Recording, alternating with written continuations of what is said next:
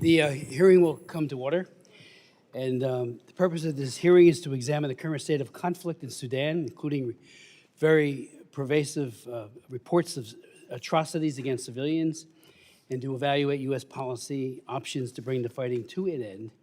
And I would ask, before yielding myself time, and then my distinguished ranking member, unanimous consent that Congressman Green from Texas and Congressman Simon from California be allowed to sit on the dais and participate in today's hearing. Without objection, so ordered.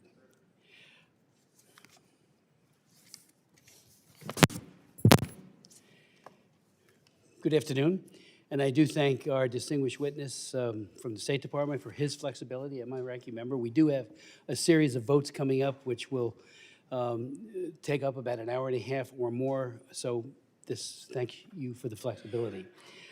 Last week, I had the honor of attending President Trump's convening of two African leaders to bring an end to the decades of bloodshed and war in Eastern Congo.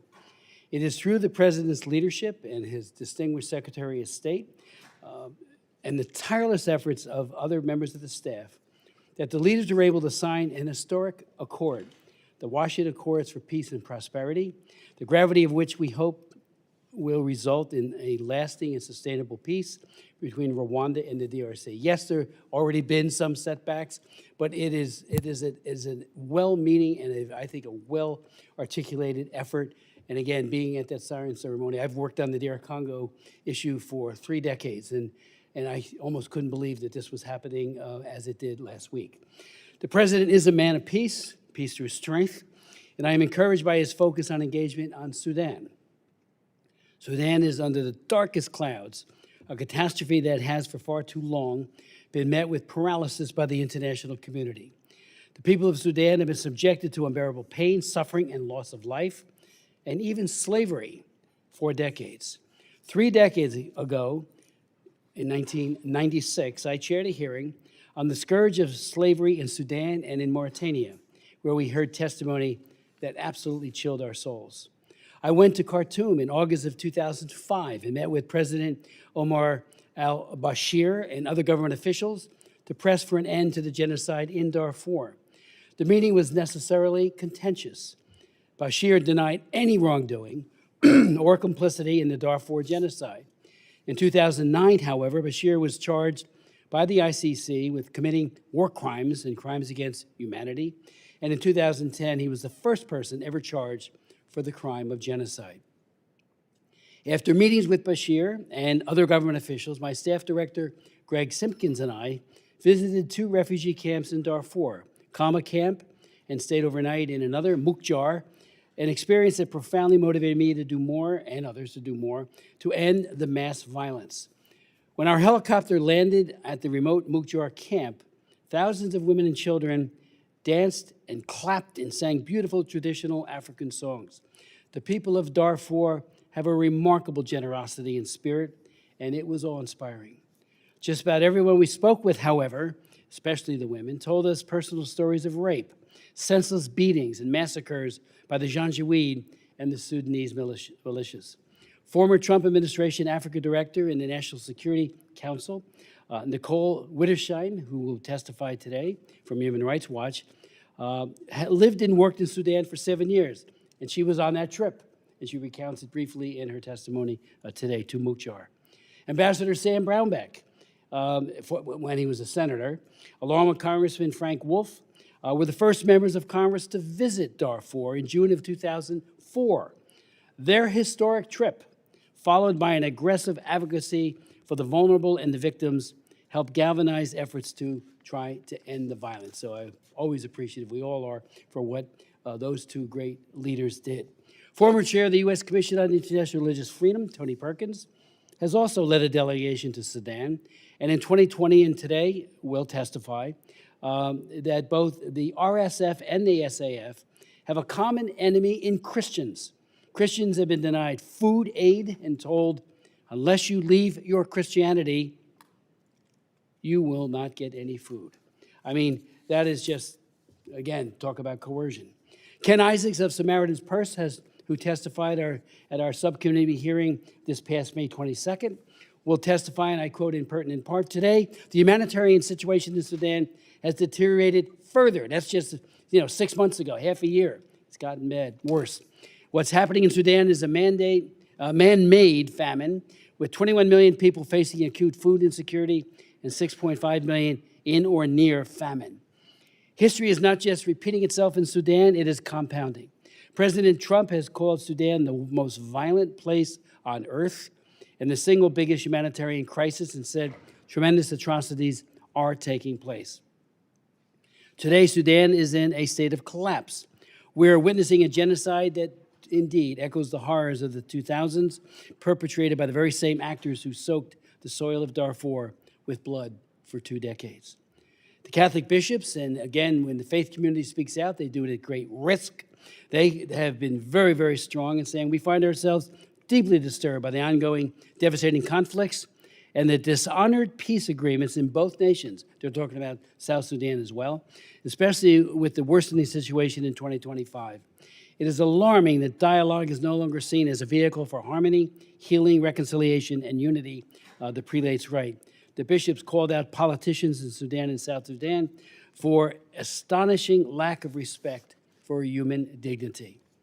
There will never be peace in Sudan unless there's accountability for the atrocities committed by General al-Burhan and the Sudanese armed forces, and Mohammed Dagalo, known more commonly as Hemedti, of the Rapid Support Forces, RSF. These two have sadly savaged Sudan with impunity. Just last week, over 100 civilians, including at least 63 children, were killed in South Kordofan state when the RSF attached a kindergarten. To compound the horror, the RSF then reportedly attacked the first responders and the ambulances as they rushed wounded children to local hospitals. Since this conflict erupted in April of 2023, estimates suggest as many as 150,000 people have been slaughtered and more than 10 million people have been displaced. These aren't just numbers. Every murdered civilian, each child starved to death, each woman violated is a person whose life has been taken and shattered. I'm deeply disappointed by the previous administration's delays in imposing robust sanctions, which many of us called for, and allowing the fight to spin out of control from its beginning. For too long, we have dithered with Burhan and Hemedti as they cemented their power. It is unconscionable that Burhan was allowed to travel to New York to be received by the UN Secretary General, granting legitimacy to a man with massive amounts of blood on his hands. We must also be clear-eyed about the external factors fueling this fire. On Tuesday, the Department of the Treasury announced sanctions on a Colombian-led transnational network of hundreds of former Colombian military personnel who have traveled to Sudan to fight alongside the RSF since 2024. It is the illicit flow of Sudanese gold smuggled by the RSF through the UAE that is directly funding Hemedti's war machine. We cannot turn a blind eye to the UAE's role in supplying weapons that kill innocent Sudanese civilians. Simultaneously, we see the malign influence of Russia seeking a naval base at Port Sudan, and reports of Iranian drones bolstering the SAF. Sudan has become a playground for foreign powers, while the people serve as collateral damage. Today's hearing is again, like it was 6 months ago, a call for more action and a cessation to these hostilities. External financing and arms flows must stop. The UAE must cease all of its support for the RSF, and Turkey and Iran must halt military assistance to the SAF. Crimes against humanity, particularly by the RSF, including mass rape, ethnic targeting, and systematic looting, must be investigated and the perpetrators held accountable. And the RSF, I would point out, I believe, should be designated as a foreign terrorist organization, an FTO.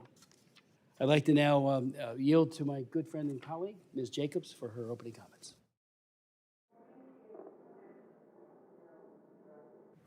Thank you so much, Mr. Chairman, and thank you to all of our witnesses who are coming today. I'm glad that we're holding the second hearing this year on Sudan to bring attention to the ongoing catastrophe. It's been over 2.5 years since the outbreak of war in Sudan. It is now the largest humanitarian internal displacement and food crisis in the world. Nearly 30 million people, 2/3 of Sudan's population, are in dire need of humanitarian assistance, and over 19 million people are facing acute hunger. Famine, which is entirely man-made, is confirmed in El Fasher and Kadugli. More than 13 million Sudanese have been displaced from their homes since the conflict began, including nearly 4 million people forced to flee across Sudan's borders as refugees. And I've seen this firsthand when I traveled to Chad and met with Sudanese refugees last year. Let's be clear. This is a war of choice. The Rapid Support Forces, the Sudanese Armed Forces, and allied militias have waged this war, committing war crimes and holding the Sudanese people captive for their own selfish interests. SAF continues to indiscriminately bomb civilians, while the RSF inflicts the second genocide in 20 years in Darfur. And their external backers, particularly the UAE with their support to the RSF, in addition to Egypt, Turkey, Saudi Arabia, Iran, and Russia, have turned this war into a regional proxy war by supporting and arming either side, risking further regional destabilization. The crisis has deepened over the past 2 months as the RSF overtook El Fasher, and the world only knew from the satellite images that showed destroyed neighborhoods, blood-soaked grounds, and mass graves. Children have fled El Fasher without their parents, and reports include accounts of widespread slaughter and rape by the RSF. But the real tragedy is that the international community saw this coming, and now experts are predicting the same fate in South Kordofan. So I welcome President Trump's newfound and long overdue attention to this crisis after months of neglect. However, I'm concerned that many of the administration's actions have not only set themselves up to fail, but also worsened the suffering of the Sudanese people. Earlier this year, Secretary Rubio cut millions of dollars in assistance to Sudan as part of President Trump's sham foreign assistance review and illegal dismantling of USAID. For example, USAID was previously supporting the heroic efforts of the Sudanese emergency response rooms to open community kitchens and provide basic meals to Sudanese civilians throughout the country. These kitchens are uniquely situated to assist communities cheaper and faster than traditional NGOs, which is why the Biden administration started funding them. But the Trump administration cut all funding for these kitchens, forcing nearly 80% of all ERR activities to stop and affecting over 1,460 community kitchens operating across Sudan, cutting off vulnerable Sudanese civilians from life-saving food assistance. Today, nearly 250 kitchens remain closed, and 315 kitchens can only provide one meal a day. And that is just one example of the administration's counterproductive actions. The Trump administration shut down the Conflict and Stabilization Operations Bureau, which had critical conflict expertise in Sudan that could have supported the administration's peace efforts. And President Trump has failed to name senior positions to lead Africa policy. Almost a year into the administration, there is no nominated person to be Assistant Secretary for the Bureau of African Affairs at the State Department.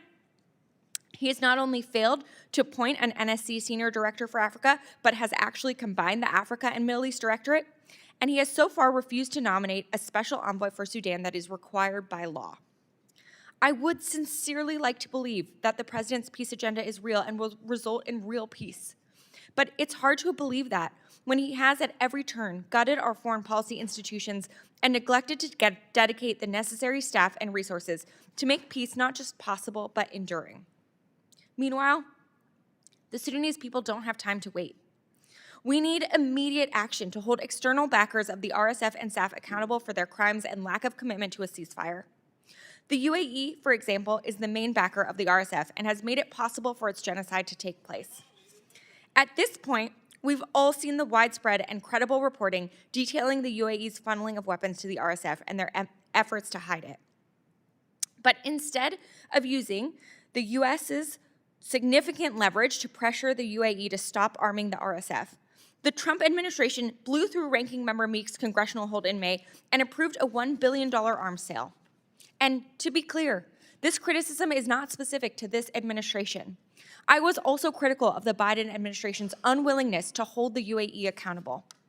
I believe that the United States needs to use its significant leverage with the UAE to pressure them to finally end their support to the RSF. That's why I've introduced the Stand Up for Sudan Act that would do just that, and why I've joined with Ranking Member Meeks as a co-lead of the U.S. Engagement in Sudanese Peace Act, which would cut off arms to any country sending weapons to the RSF or the SAF. And there are so many more meaningful actions this administration can take. For example, despite the deteriorating humanitarian situation across the country, the State Department has not yet set up a disaster assistance response team, commonly known as a DART, to address the crisis. I urge the administration to do this immediately.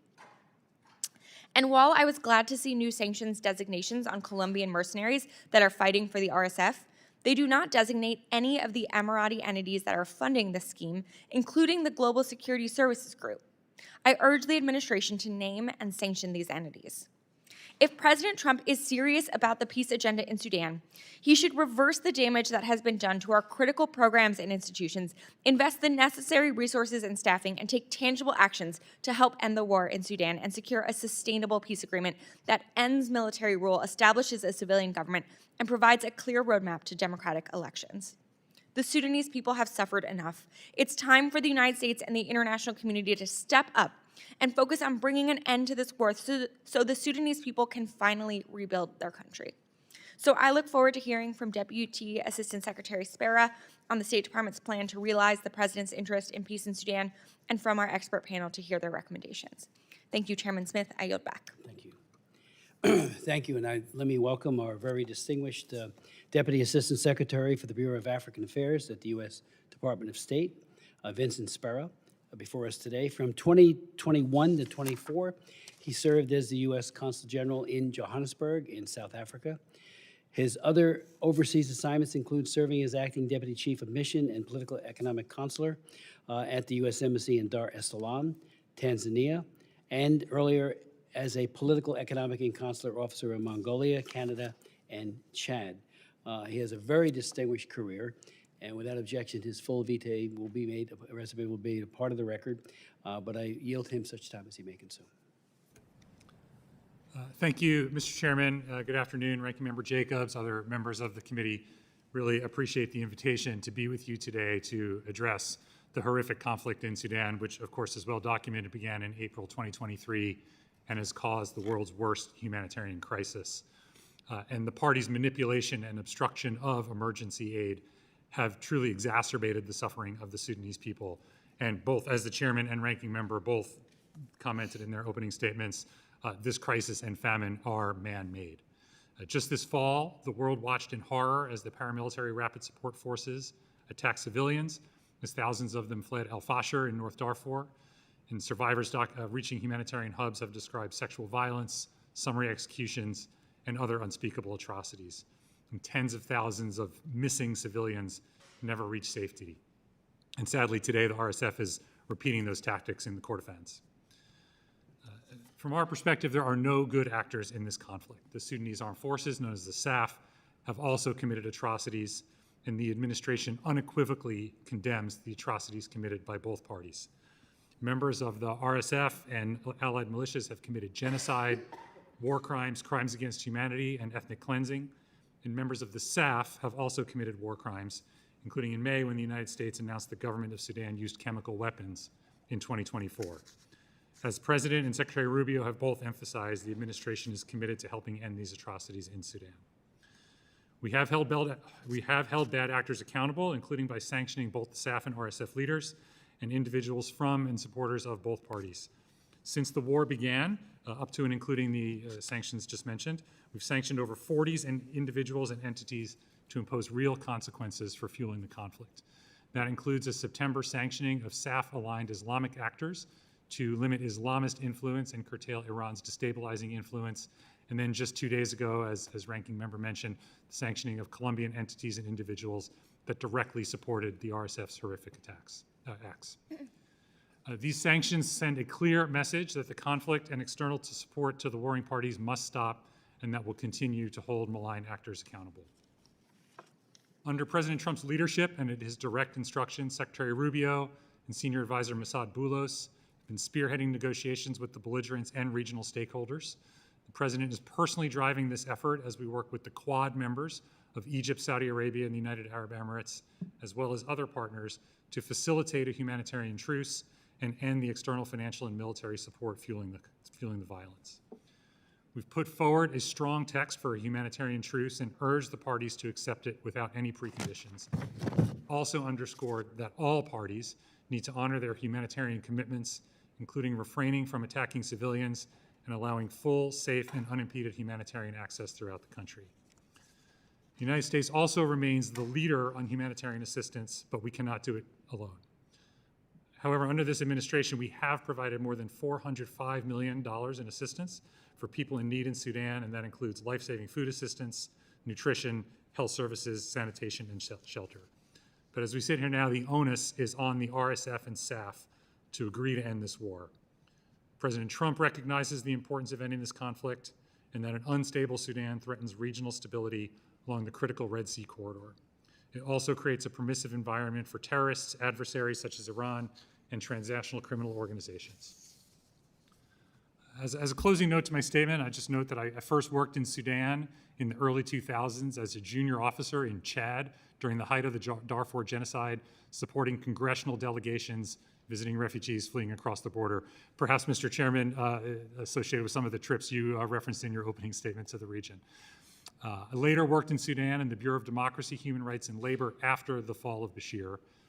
In those roles and others, I watched Sudan move away from mass atrocities to the path towards a civilian-led government on a democratic path before that process was senselessly destroyed. And it's very much our hope that with peace and stability, the Sudanese people can return to civilian-led governance in Sudan. And we very much look forward to working with Congress to end the conflict.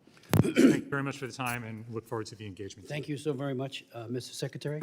Let me ask you, if I could, with the UAE, obviously Hamedi is counting on the support that he gets from them for money, for arms, for all kinds of support.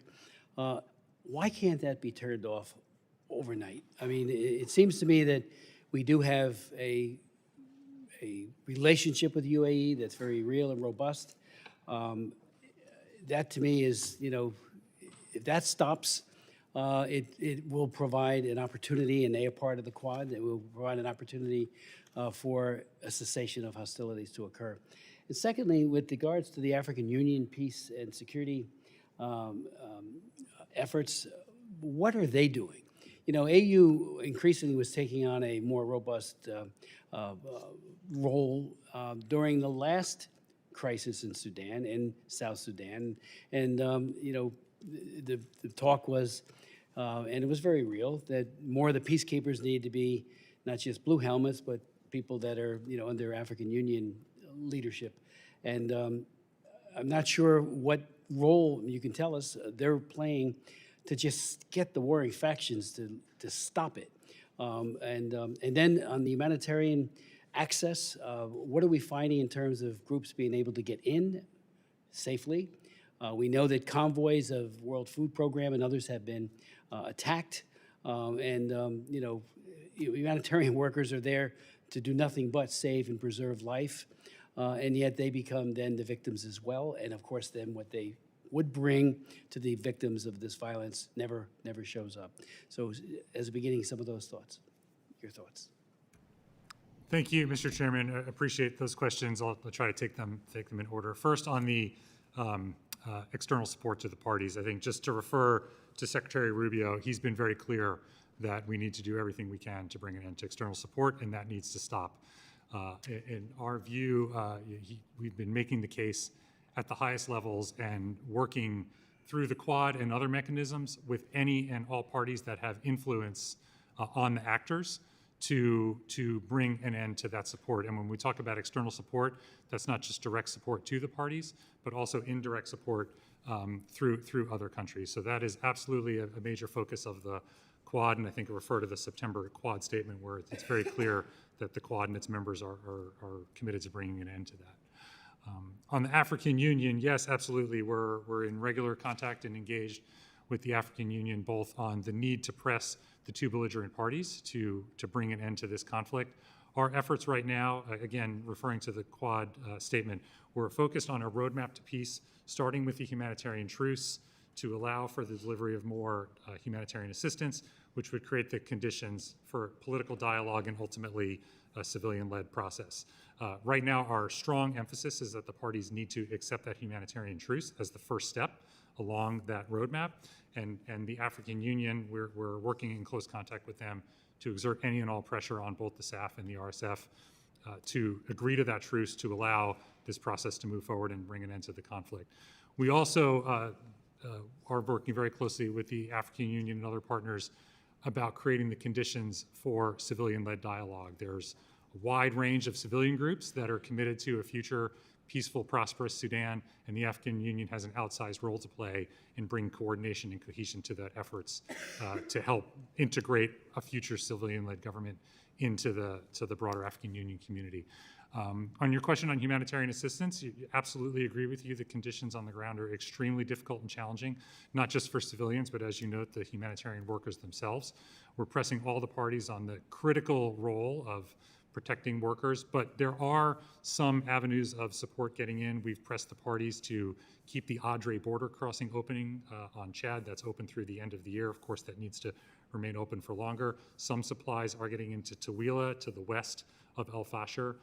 So some assistance is getting in, but there are many, many obstructions that we're pressing the parties to overcome so that assistance can get where it's needed. Now, has there been an analysis of what, say the humanitarian corridors were to open up tomorrow, as to how much would be needed, whether or not there's an availability of food and medicine and the like, to quickly be deployed to people who are in many cases, the point of death?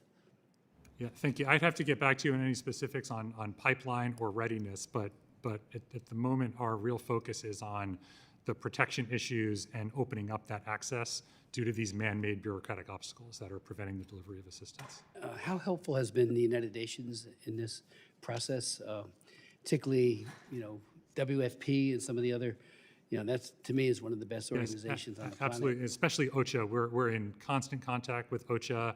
Tom Fletcher, the undersecretary, the OCHA, the resident coordinator on the ground, to make sure that any diplomatic pressure we're applying on the countries reflects the challenges that the UN agencies and other humanitarian implementers are experiencing on the ground. Okay, I see I'm out of time, but I would just ask one final question and then yield to my colleague. Is this something where the president could pick up the phone and talk to the UAE and say, just stop it? As I said, Mr. Chairman, the external,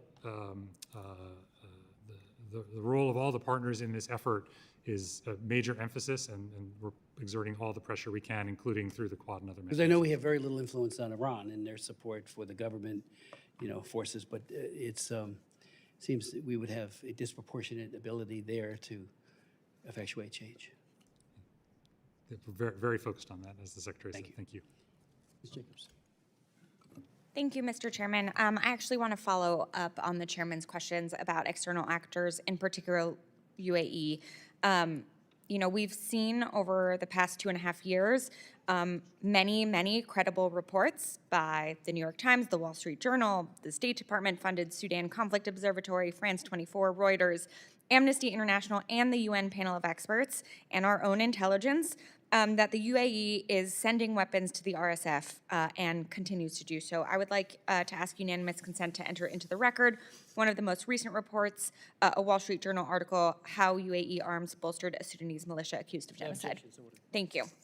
So, Spera, I guess I wanted to follow up because you said just now in response to the chairman that the Quad and its members are all committed to bringing the war to an end. But do you agree that the UAE continues to provide material support to the RSF? Thank you, Ranking Member Jacobs. I would, again, refer back to the Secretary's comments on the critical role of ending external support and our continued efforts to work with all actors on that front. Okay, and what is the department doing to utilize its significant leverage in the form of arms sales, including a $1.4 billion sale of helicopter and F-16 fighter jet parts that President Trump circumvented Congress on to push the UAE to stop its support and hopefully prevent another mass atrocity? Yeah, thank you. As far as broader arms sales issues and those relationships, I'd have to refer to my colleagues either in our Political Military Bureau or our Near Eastern Affairs Bureau. It's not something that I'm directly involved in. Okay. I will follow up. Which brings me to the broader point, which is it's unclear to me who's actually driving the policy on Sudan. And, I'm glad that the president has newfound interest, but I am worried that having no assistant secretary, no senior director for Africa at the NSC, no special envoy despite a legal requirement, no USAID, no Conflict and Stabilizations Bureau, and, you know, I'm concerned that this administration lacks the adequate staff and attention to actually address this conflict. So could you clarify today who within the administration is the lead on Sudan policy? Thank you, Ranking Member. You know, from my perspective in the Africa Bureau, we have extensive amount of attention to the Sudan crisis from the Secretary on down. We have obviously direct. So who within the State Department is the lead on Sudan policy? Well, our Africa Bureau Senior Advisor Boulos, and we're getting all of our direction from Secretary Rubio. Okay. I would argue that the crisis in Sudan is the largest on earth. I'm not sure that, you know, a senior bureau official with no confirmed assistant secretary is the right level. And while I appreciate what Special Advisor Boulos is doing, he is also in charge of the DRC crisis as well as Arab affairs. He is not Senate confirmed. I'm not sure he has the time or credibility to take this on. I would appreciate him appearing in front of our committee so that we could actually ask him these questions if he is in fact in charge. You said you feel like you have adequate staffing. How many people in the State Department currently work full-time on Sudan? I would have to get back to you with an exact number, but our reorganization, actually, let me refer back, Ambassador Pratt, our senior bureau official, was before this committee just a few weeks ago, and I think as he noted, after the reorg of this past summer, the Africa Bureau is actually larger than it was at the beginning of the administration, and that includes a reorganization of our East Africa team. So the team that I oversee that works on Sudan is actually larger now than it was at the onset of the administration. It's part of our broader Office of East African Affairs. The exact numbers, I don't have that with you today. I would also say, back to your comments earlier about Senior Advisor Boulos and Secretary Rubio, the relationships that they have forged and we have forged across the interagency really do reflect a whole of government effort, and the clear direction from the White House and the 7th floor of the State Department are really rallying a lot of that support to ensure that we're dedicating all of our attention to the Sudan crisis. Great, then I will look forward to having Senior Advisor Boulos in front of this committee so we can ask him our questions. Lastly, what is the State Department's plan to respond to the President's interest in finding peace in Sudan? Can you repeat that? I'm sorry. Yeah, what's your concrete plan to respond to the President's interest in finding peace in Sudan? Yeah, so there's a twofold answer to that. So the overall process, the overall plan is as outlined in the Quad Statement, which I referenced before. The immediate effort is to press the parties to agree to this humanitarian truce for 90 days. That would allow the delivery of humanitarian assistance and provide the space for a political dialogue to lead to this broader transition period and ultimately a stable civilian-led process over the long term. So that's the overall architecture of the approach.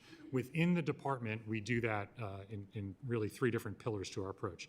There's direct engagement with the belligerents to press them on all of these fronts on the humanitarian truce, as well as having that dialogue on the way forward. There's engagement with any and all parties that have influence on those actors. Yes, the Quad, but also others, including, as referenced earlier, the UAE, European countries, other countries, neighboring countries are critical to this effort. And then third is the longer-term effort to bring some cohesion and coordination to the civilian-led effort. So there's the broad path to peace, undergirded by our 3-pronged approach with the belligerents, with external influencers, and to create the conditions for a civilian process. So those two nest together. Thank you. You know, I'm concerned that despite that announcement being made on September 12th, it's been nearly 3 months and we have no humanitarian truce. So I appreciate all the work you all are doing, but I think it's clear we need to be doing more to stop this bloodshed. Thank you. The chair recognizes Mr. Olszewski. Thank you very much, Chairman Smith. Thanks to our ranking member, Jacobs. Thanks to all of our witnesses who will be providing testimony today. Mr. Spera, I want to thank you for your many years of service to government here in our country, and I look forward to working with you on this critical issue. I come at this work as a father and someone who has spent my career fighting for kids. And so for me, what is happening to Sudan's children is unconscionable, and it deserves our full attention. We know the images speak for themselves. Starving, displaced, and traumatized children, makeshift hospitals overflowing with the sick and the injured, classrooms reduced to rubble.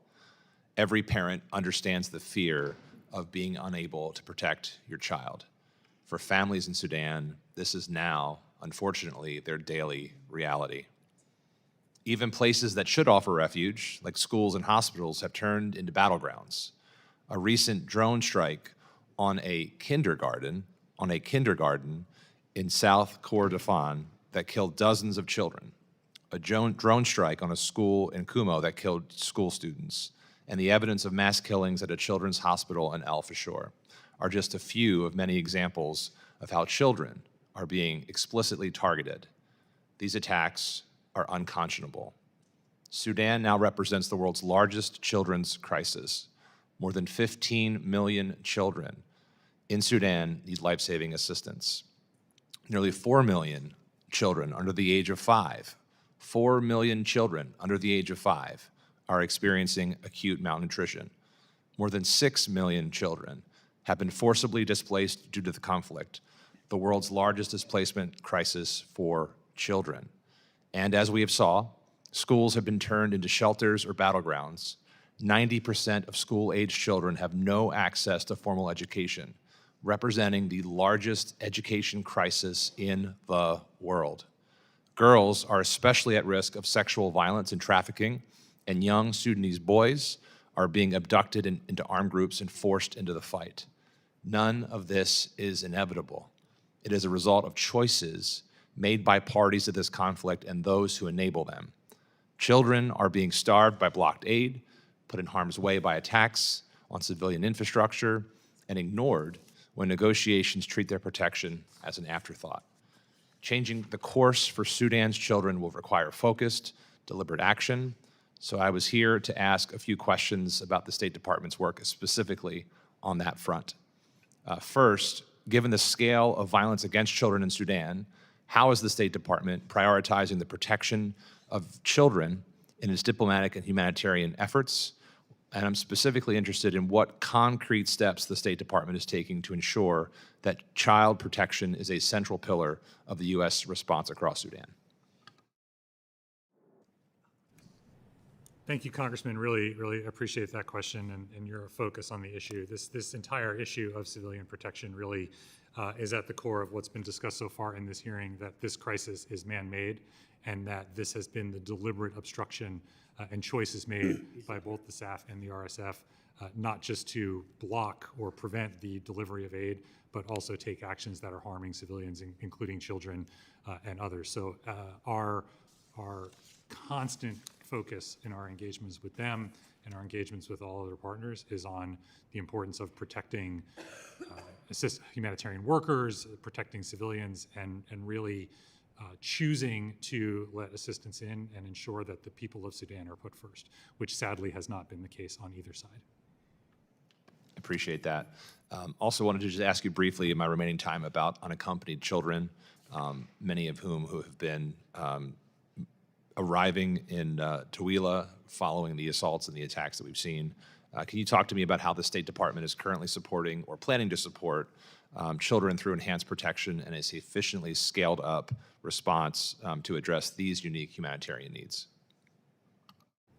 Thank you, Congressman. As I mentioned in my previous answer, we're in constant contact with humanitarian assistance providers, the UN assistance agencies, as well as direct humanitarian assistance providers, to ensure that we have an understanding both of the level of need that we can provide as well as other partners can provide, but also the conditions that are preventing them from delivering the necessary assistance. And so that's absolutely part of our ongoing efforts. I'd have to refer you back to our assistance experts or to those organizations for specific actions, but there's that constant dialogue to ensure that our support is calibrated with the need on the ground. I appreciate that. I look forward to working with you. I again want to thank our chairman and ranking member for holding this hearing and lifting up these really important issues. If our country is going to have any sort of moral standing in the world, I think it's critical that the United States play an important role here in the violence, but more importantly, in the fallout that so many innocent individuals are experiencing. I thank you for the time, Mr. Chairman, and I yield back.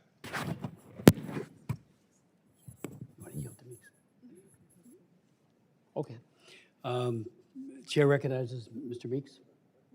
Oh. Okay. Chair recognizes Ms. Sheriff-Phyllis McCormick. Thank you, Mr. Chair, Ranking Member, for having this, this important hearing today, and thank you, Deputy Assistant Secretary, for being here. Over just the past week, we've seen more than 100 children killed in school and attacks targeting South Sudan's economic life. Further evidence of the accelerating atrocities in Sudan. President Trump has repeatedly stated that ending this conflict is essential, not only to halting bloodshed, but to safeguarding the U.S. national security as an unstable Sudan threatens the Red Sea corridor, creates space for terrorist networks, and open doors for malign actors such as Iran, and disrupts regional economic and humanitarian system. Given the resolving this crisis will require a combined effort, enforcing ceasefire, large-scale humanitarian relief, and support for civil society, what specific steps has the Trump administration currently taking for these first two components? Now, you've answered this question a few times, so I'm going to cut to the chase. I think we all have the same concern when it comes to children and actually the strategy behind it. But I guess the biggest concern that we also have is that the FY26 was supposed to be cut, the funding for humanitarian aid. Has that been reconsidered? And if it has been reconsidered, what does that actually look like right now? Thank you, Representative. Certainly appreciate the interest in and focus on humanitarian assistance. I think when we look at the humanitarian crisis, looking at this year alone, as I said, we remain the #1 provider, the top bilateral donor to the crisis in Sudan at some $405 million this year. And yes, there are huge needs in Sudan. I don't mean to understate that at all, but the central part of the challenge right now are access issues and obstruction issues on part of both parties. And so, yes, there are discussions to be had and will continue to be had in engagement with Congress on levels and the way forward. But so much of our attention right now is on this truce, but then more broadly, pressing the parties on letting the assistance in, protecting workers and protecting civilians, because the man-made element of this is just as important as the levels of aid that are being provided. So we would love to support those efforts because this is such a huge issue, but without us knowing the funding amounts and what you need to actually make this successful, it makes it difficult for us to have supporting legislation. So as you come to that place where you're looking at funding levels, and we hope you're reconsidering them, we would love to hear more so we can support it, because I think ending this atrocity is our #1 priority because it's been going on for too long. And in addition, do you think, or do you have any recommendations as of right now, how we can support this effort? In what context? I mean, bringing it, let me just say, a hearing like this is, I think, very important. We have done a lot on our end to elevate the level of attention, including the president speaking out on this just a few weeks ago. We have been, through our role in the UN Security Council, working with other council members to bring attention through nearly bi-weekly council sessions or statements on the crisis. And in hearings like this and other calls and pressure on the parties to choose to bring an end to the conflict, I think are critical. So more eyes and more voices are needed to call attention to this and show the parties that the way forward is through the roadmap that we've outlined through the Quad Statement. Well, thank you so much, and we hope that we can give more attention to the humanitarian crisis, and we can allocate as many funds that are actually necessary. Thank you. I yield back. Thank you. I'd like to recognize the ranking member, Mr. Meeks. Thank you, Chairman Smith and Ranking Member Jacobs, for holding this very important hearing today. And I want to thank our witness here, First Deputy Assistant Secretary Spera, and for those who are on the second panel, we appreciate your work and your advocacy. And I think that the attention that this hearing, I would hope, the press was in here and everyone else was covering it, because the largest humanitarian crises in the world is taking place right now in Sudan. The Rapid Support Forces, the Sudanese Armed Forces, and various allied militias are responsible for inflicting heinous violence on the Sudanese people. They have destroyed a nation's hopes for the future, and in the pursuit of they are in pursuit of corrupt wealth and power. The United States has a long history of supporting the Sudanese people. And I recall when Omar al-Bashar's regime enabled genocide in Darfur 2 decades ago, we had more of outrage, more noise. Thousands of Americans rallied on the National Mall here in Washington, D.C. Celebrities highlighted the injustices at every turn. And Congress passed actual legislation to increase sanctions, support human rights, and bolster peacekeeping. I don't see that urgency today.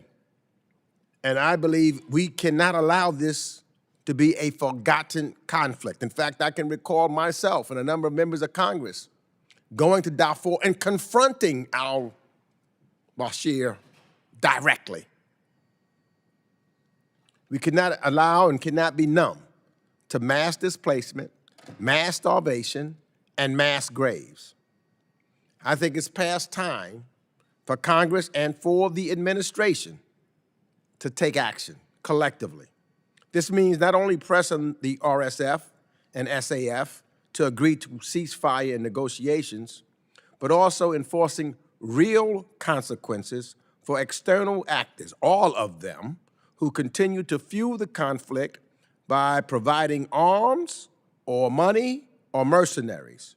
And without these external resources, both sides would be unable to continue killing civilians and committing mass atrocities in their push to take total control of Sudan. Let me be clear. This brutal war could end tomorrow if the parties fueling this conflict ended their support. And there's a number of them that are doing it. And I'm talking about all the parties need to be held accountable. And the pressure that the United States and our partners should be applying right now.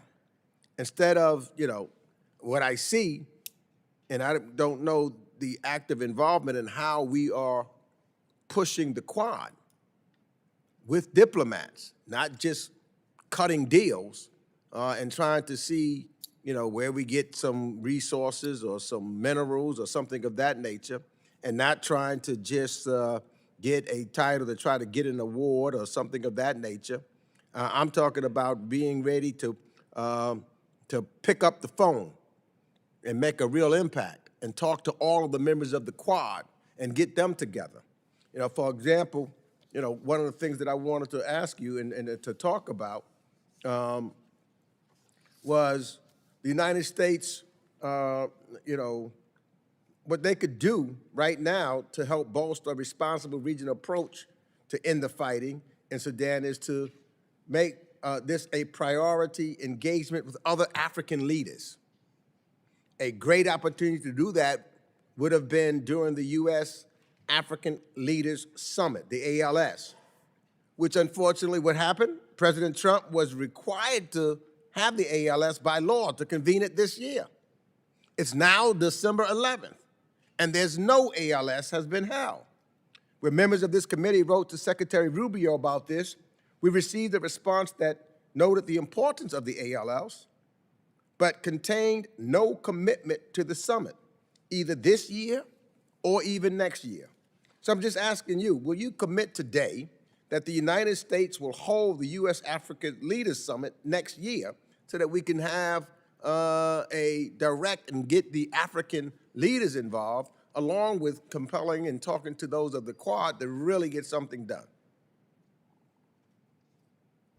Thank you, Representative Meeks. Really appreciate your comments, especially on the need to bring more attention to the crisis that's happening in Sudan, and would just underscore that with the President's amplification of the U.S. interest and the Secretary's direct engagement, that's exactly what we're trying to do, and look forward to continuing to work with Congress and others to bring more attention.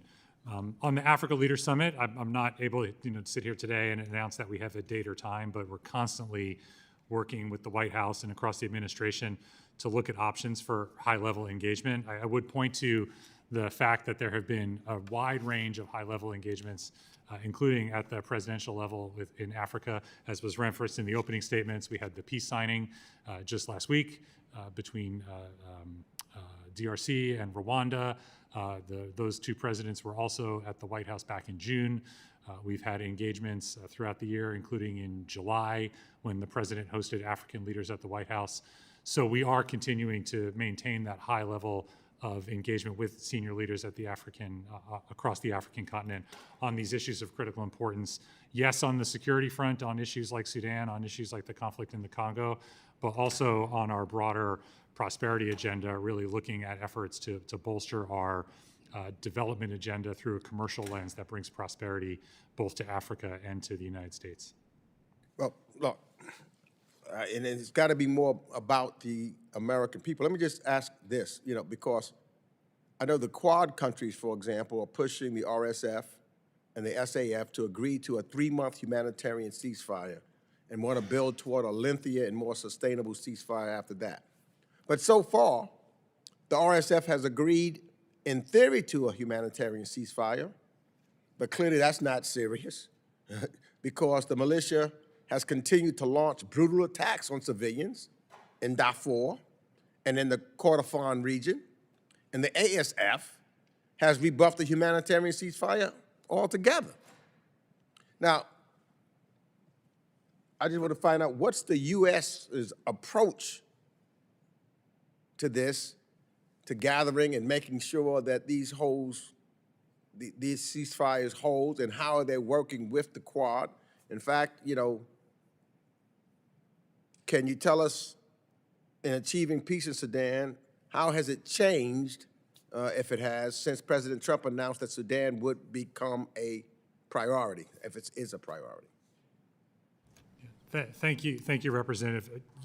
Completely agree. The onus is on the parties to take action, and the words have been empty. The RSF announcing agreement to a humanitarian truce, exactly as you say, they have not lived up to that statement, especially with the attacks going on in Kordofan, and then the SAF not agreeing to the truce to begin with. I think what is different and what we have tried to emphasize is that this truce is the first step in a longer-term plan to lead to a peaceful civilian-led Sudan. So this truce is meant to be short-term in nature, to give the space for that political discussion on a transition to happen, while at the same time starting already our efforts to bring the civilian dialogue into a more cohesive structure, so that when that time comes, there is something to transition to. So this is all happening simultaneously, but the first step is that truce, and our efforts are really focused on pressing the parties and anyone with influence on them, Quad members or not, to press them to accept this critical first step to end this man-made crisis. I just want to make sure, and I'm ready to step and work with the administration if we're going to put pressure and work with and put pressure on those that are part of the Quad, whether it's the Egypt or the UAE or Saudi Arabia and us. That's how I think the difference will really happen here. And I've had conversations when various heads of states, both from Saudi Arabia, as well as from the UAE, as well as from Egypt. I'm talking to them and try to pressure them. I would hope that we can work together to make this happen and again, get all of the external parties stopping from giving weapons to the various groups and militias, because that's the only way that we're going to be able to save and help the Sudanese people. I yield back. Thank you, Ranking Member. Before yielding, Ms. Rattlewagon, there is a UN arms embargo. It was just renewed. Hopefully the UN and all of us are trying to enforce that. And I would ask you, I introduced HRES 479 in June, calling for a special envoy, and we all know there would have never been a peace that's now been shattered in Sudan without Senator Danforth, and ditto for Northern Ireland. That happened because of a special envoy as well. So I hope that that's something that would be, done and done soon. Maybe Sam Brownback could do it. I mean, nobody knows this like he does, but we do need someone walking that point. But before you go, I'd like to yield to my good friend and colleague.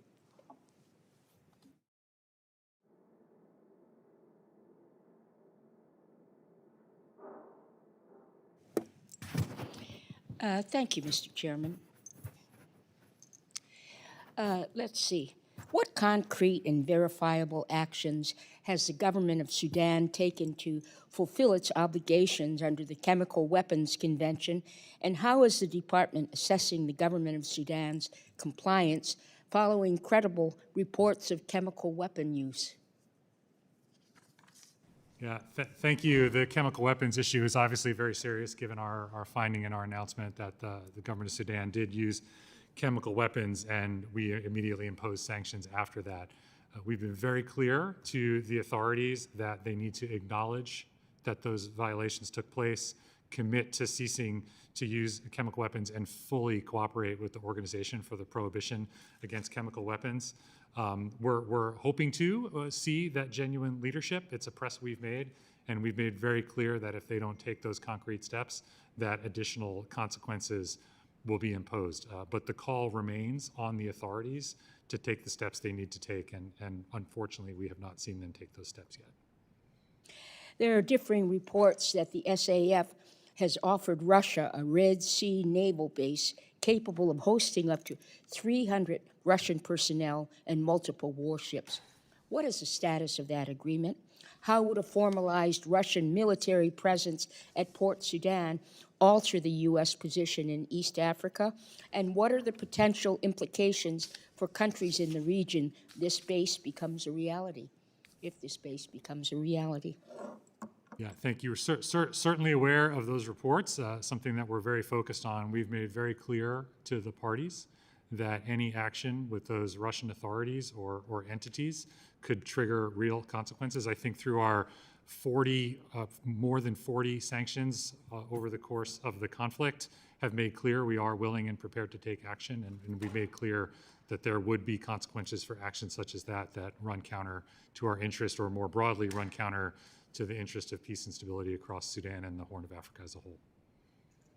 How else are countries like Russia, China, or Iran using the conflict in Sudan to their benefit or to the detriment of the United States? From our perspective, Congresswoman, our focus is on pressing the parties to accept this truce and to agree on a path forward.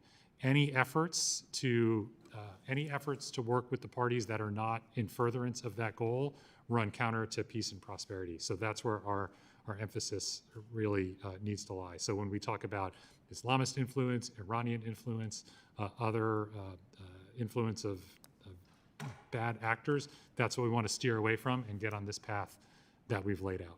That's the path that's in front of us, and that's what we're pressing on with all of our tools, especially at the diplomatic level. Thank you, Mr. Chairman. Yield back. Thank you very much. Again, if you could respond on the special envoy, if that's very seriously being looked at, to name someone. And secondly, obviously Ambassador Waltz, former Green Beret, was deployed to Nigeria at one point in trying to mitigate the horrific actions by Boko Haram. He gets it, and he's at the UN. There is an arms embargo. Is there a plan there as well to push this very aggressively? So I'm sorry about the second question. Second has to do with Ambassador Waltz. What role are we playing at the UN to try to really get all parties to stop this senseless killing? Okay, thank you. On Sudan specifically? Yes. Okay, sorry, I just want to make sure I understood the question. So I just yeah. mentioned that he had been deployed to Nigeria and as part of an effort to stop Boko Haram when he was in the military.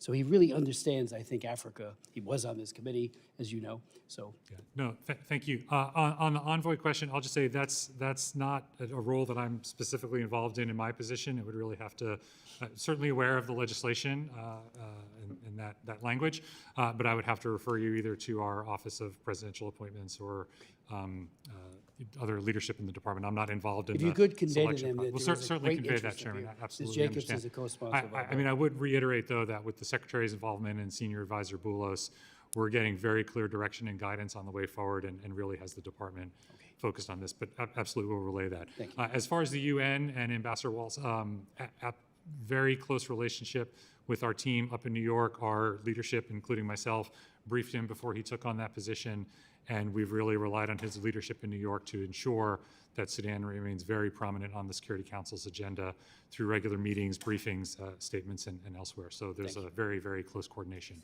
between our teams. Ms. Jacobs, and then we'll. Okay. This microphone's not my friend today.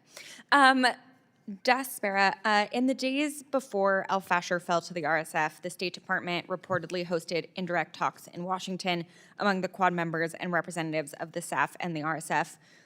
Can you tell this committee what the contours of those talks were, and specifically, how did the United States engage with the RSF on its apparent concurrent efforts to overrun El Fasher while its representatives were in Washington?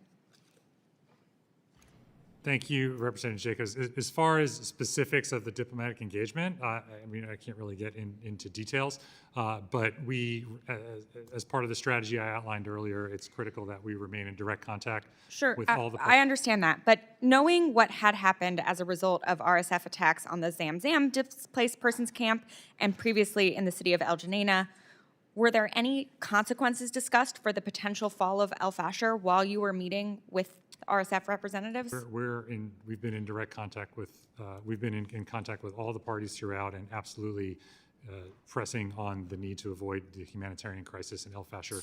So why have there before been and no after. apparent consequences for the RSF in the aftermath of their attack on the city, given the horrific reports that have emerged?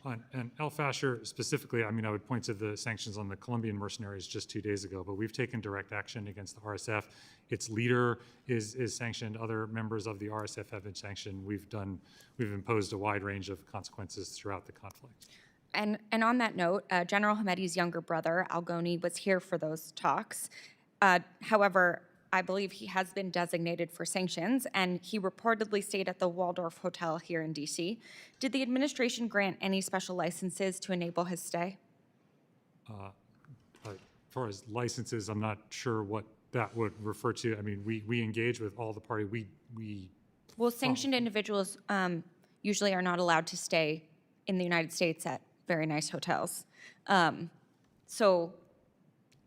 I mean, I can't speak to the financing or support of his trip. It's not something that we paid for or would have funded or supported directly through financial means. Our effort includes engaging with any and all actors that have an influence on the conflict, including members from from all belligerents to the conflict.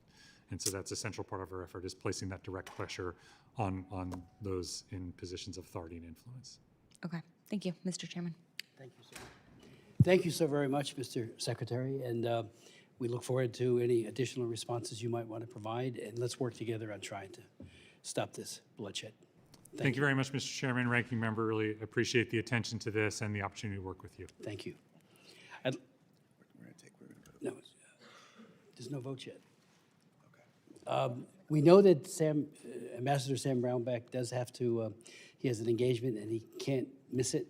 So I'd like to invite him to the witness table to present his testimony. And then we will break for votes and come back about 3 o'clock. And I apologize to our other witnesses in advance for that. But Sam, if you would mind taking the witness table. And thank you, Mr. Secretary, for your testimony and leadership. I can't have everybody there, can I? But Mr. Chairman, thank you very much for accommodating me on this and on the flight that I have. well, we got 1 minute, Ambassador, but if the others could come to the table, and I will introduce them all maybe a little bit later. I just don't want to, no problem. Okay, let me just introduce Sam Brownback, because the vote has not been called yet, and we have 15 minutes once it is. Sam Brownback served as Ambassador at Large for the International Religious Freedom from February of 2018 to January of 2021. He was also governor of Kansas from 2011 to 2018. Prior to that, he represented his home state in the United States Senate, as well as the House of Representatives. He has had every important job you could possibly imagine. While a member of the Senate, he worked actively on the issue of religious freedom in multiple countries, and I said in my opening comments, he was the first to go to Darfur and to raise the ugly specter of what was happening there, and he helped wake up not just the country, but the world, and I thank him for that. Prior to his public service, Ambassador Brownback practiced law and taught ag law at Kansas State University. He got his BS from Kansas State University and JD from the University of Kansas. He is currently serving as co-chair of the International Religious Freedom Summit and chairman of the National Committee on Religious Freedom. Ambassador. Thank you very much, Mr. Chairman, and it's a pleasure to be in front of you. I think you're the most accomplished legislator in the history of the United States. I don't know of anybody that's gotten more bills passed than Chris Smith has. I want to measure that someday and see. And I don't just say that, I say that with great admiration and respect, because they've generally been in this field of taking care of people that are in difficult circumstances. I want to submit my testimony for the record, and I would just like to really speak directly to the members here. This is one of these unusual crises that's actually solvable, and that actually I think each of us can play a role at. When I saw the end of the meeting and the report coming out from when the Saudi Crown Prince was meeting with the president, and the Saudi Crown Prince makes this request to President Trump to end the conflict in Sudan, at first I thought, that's a really kind of an odd request. It seemed like I was struck by why that request, but then I thought, this is one of the phenomenal opportunities we actually have to get at one of these crises that generally just go on for years and years, and this one has, and this was a second round in Darfur again, and Frank Wolf and I had gone in and seen this, and you had seen it, and you're just going, not again. But what we have to do then, and I would say both to you, Chairman Smith and Ranking Member Jacobs, is if you could get behind the effort now and say, we applaud this effort. And Representative Jacobs, if I was in your spot, I'd be saying the same thing you're saying. So I understand what you're saying, and I have no qualms with it, but we actually have a moment here that you could press the president, the head of Saudi Arabia, UAE, Egypt, other players in this, and just say, we have disagreements, but on this, we are all together on ending this conflict. We call on the two warring generals to step together and to end this, and the outside parties to do this, and President Trump to host a meeting in the White House of these warring generals to sign the peace treaty. They've got it outlined. They've got it figured out what it needs to be, and we could get back to a Sudan that we had under the civilian government that had actually thrown out blasphemy and apostasy laws. No other Muslim country in the world has ever done that, and they had done that. And there was this optimism with that civilian government, so we know there's a track here. We know there's a will here. We also know that President Bashir had the radical Muslim elements in that country that hosted Osama bin Laden, so those elements are still there in that country. You got to fight and push back against them, but I would call on the two of you to do an editorial together calling on President Trump to host this meeting in the White House, because if we can, as voices, get behind this effort, and the president's got a great motivation in that the Crown Prince of Saudi Arabia said, I'm going to put $1 trillion into the U.S. economy. And China is courting Saudi Arabia so aggressively to move to buy their oil in Chinese currency rather than in dollars, to move off of the dollar as the world currency. So we've got we personally have a lot at stake to show Saudi Arabia that we're working at this, and we can get it done. I just actually would plead with the two of you to be bipartisan, pushing this, not taking away the criticism you have of other things, because the factual basis is there, but saying, here's a moment.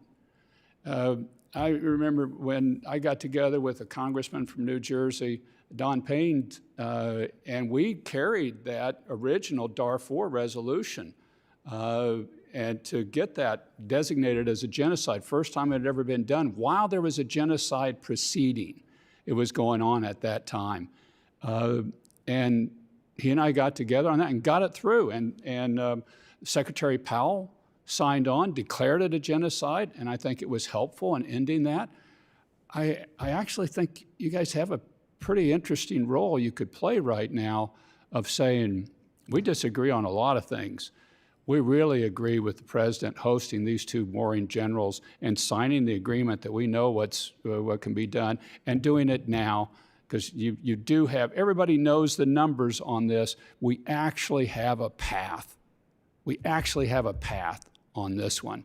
And I've got more in my testimony, but that's really the point I wanted to make to the two of you. This one's actually this one's actually doable and solvable. Ambassador Brownback, thank you so very much for your leadership, your vision, the fact that we are at an inflection point, a crossroads. If we grab it with both hands and work across the aisle, as you suggest. And you know, at that point, when you were talking about Darfur, I was Don Payne's ranking member. So it's gone back and forth, but you really led so effectively then and now. So it's a great idea. We need to seize the moment, because otherwise things deteriorate, and we will have a situation where more people are killed, more women are abused and killed, and the hunger issue just goes even worse than it is today. And again, Ken Isaacs in his testimony, like I said earlier, said from 6 months ago, it's gotten actually worse. I mean, that's a short period of time for this to metastasize the way it has. And I think your idea of hosting, or the president hosting the two belligerents and trying to get them to just put down the arms and stop it. And so thank you, Sam, really, Mr. Ambassador, for that suggestion, for your leadership, which has been across multiple decades. And thank you. I'd like to yield to Ms. I'm good. Okay. We'll follow up on that, and we're only rushed a little bit because the vote has been called, but we'll come right back, and I again apologize to our other distinguished witnesses. We will be in recess for to about 3 o'clock, 3:10 or so, and then we'll reconvene. But again, Ambassador Brownback, Thank you. you're amazing.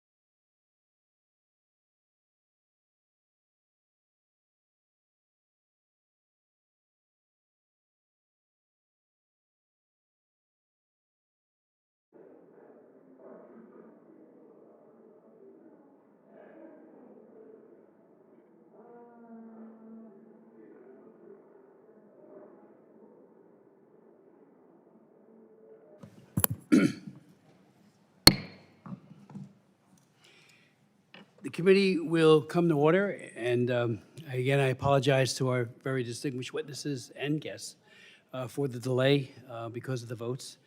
But we did have a good first session, and now we have a tremendous panel to provide insights to the subcommittee. We will begin with Mr. Tony Perkins, the President of the Family Research Council and the former Chair of the U.S. Commission on International Religious Freedom. Mr. Perkins currently serves as the President of the Family Research Council, or FRC, whose mission is to serve in the kingdom of God by championing faith, family, and freedom in public policy and the culture from a biblical worldview. Prior to joining FRC in August 2003, he served in the Louisiana legislature, where he was a leading pro-life, pro-family voice during his tenure as FRC's president. Tony has expanded the organization's reach beyond Washington and has become a major builder of networks of pastors and churches.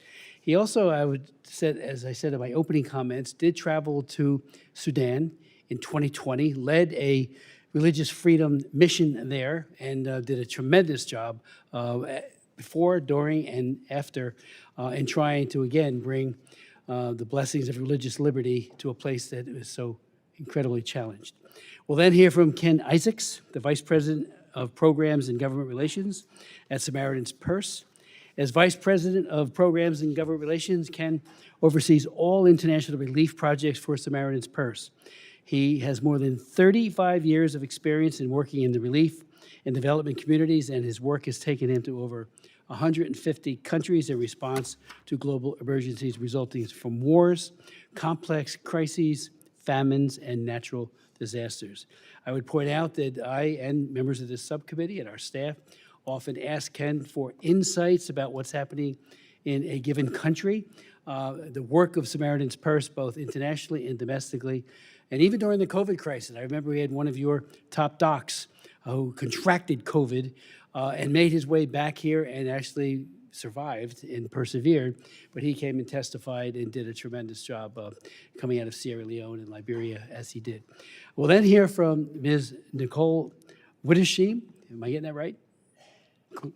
The Deputy Washington Director at Human Rights Watch with more than 25 years of experience at the intersection of foreign policy, human rights, and national security. She brings a deep expertise in U.S. government processes and extensive field experience in conflict zones and political crises, including Afghanistan, Cote d'Ivoire, South Sudan, and Cambodia. I would also note, as I indicated in my opening comments, she spent 7 years in Sudan, and that's hard work, and thank you for that work under very trying times.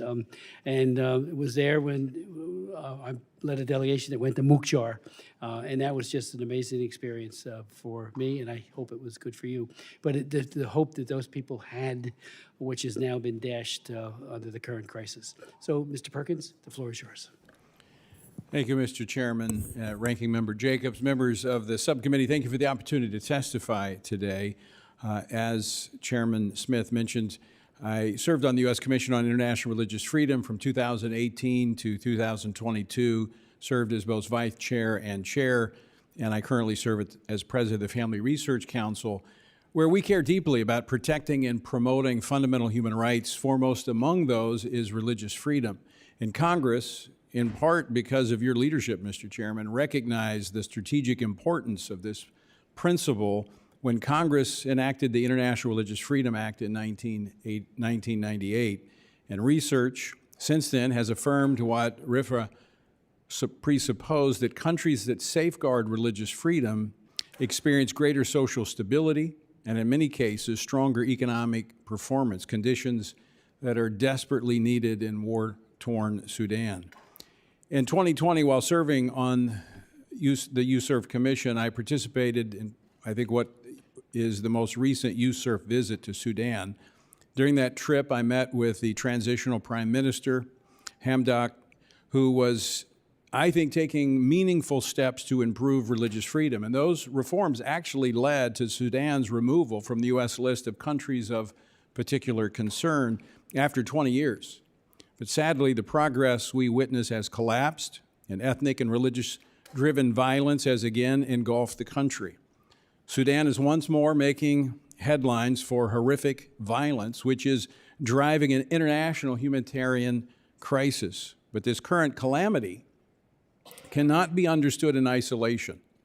Since gaining independence in 1956, Sudan has been plagued by conflict. The danger today is assuming that this problem is new, rather than addressing the deeply rooted drivers of instability. Sudan does not need a temporary pause in fighting. It needs a durable peace that confronts these underlying causes. While the Rapid Support Forces are rightly condemned for atrocities, both major armed factions bear responsibility for the violence. The Sudanese armed forces have also committed brutal abuses, including killings and beheadings of civilians. Neither faction represents a credible path toward long-term stability or respect for human rights.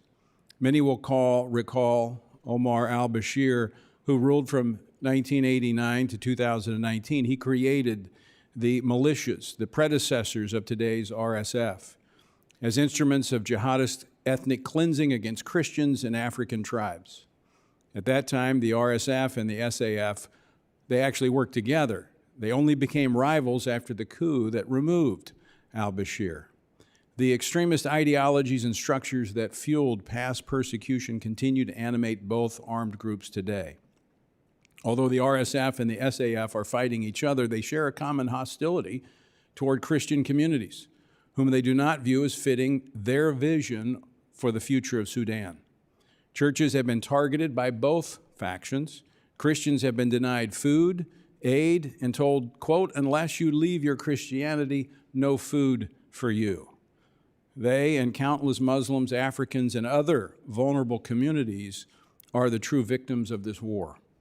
Regional actors are further complicating the conflict. The United Arab Emirates' support for the RSF is well known, but Egypt, Iran, Turkey, and Russia have also sought influence, providing drones, weapons, or economic incentives. Sudan's government recently offered Russia a naval base in Port Sudan, an indicator of the geopolitical stakes. Now, the humanitarian crisis is staggering. Nearly 12 million people are internally displaced, and more than 4 million have already fled the country. Many are now in Chad, Egypt, and South Sudan, nations whose fragile infrastructures cannot sustain this influx. The Nuba Mountains, long vulnerable to both famine and persecution, urgently require aid that is not obstructed nor manipulated by either the SAF or the RSF. Reports indicate that more than 150,000 people have been killed in the conflict over the past few years, and the toll continues to rise. The international community, including the United States, cannot remain passive. Sudan was designated a country of particular concern for religious freedom from 1999 to 2019. After the 2019 transition, meaningful reforms, including the repealing of apostasy laws and improving protections for minorities, led to the removal from the CPC list. Today, however, Sudan has reverted to conditions that meet the statutory criteria for CPC designation under RFRA. The safeguards that once existed have collapsed, and the extremist structures that long persecuted Christians and other minorities are again driving violence. Given this dramatic backsliding, the United States should reimpose the CPC designation and make clear it will remain in place until verifiable improvements in religious freedom and human rights occur. So here are the recommendations. Use the CPC and related IRFA tools to press for human rights and accountability. These designations should inform all U.S. engagement with Sudanese factions and regional actors fueling the conflict. Promote federalism and decentralized governance. The centralized state dominated by one armed group will only perpetuate bloodshed. Empowering regional governance structures is essential for long-term peace. Ensure direct humanitarian access to the Nuba Mountains and other besieged regions. Aid must reach civilians without interference from the SAF and the RSF. And partner with Sudan's churches. I met with many of these religious leaders when I was there. They're very concerned. This is both Muslim, Christian, that are concerned about their communities and willing to engage, and they have credibility.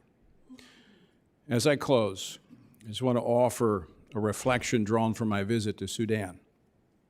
5 years ago, as I stood in Khartoum at the point where the Blue Nile and the White Nile converge to form the great river that flows north through Africa.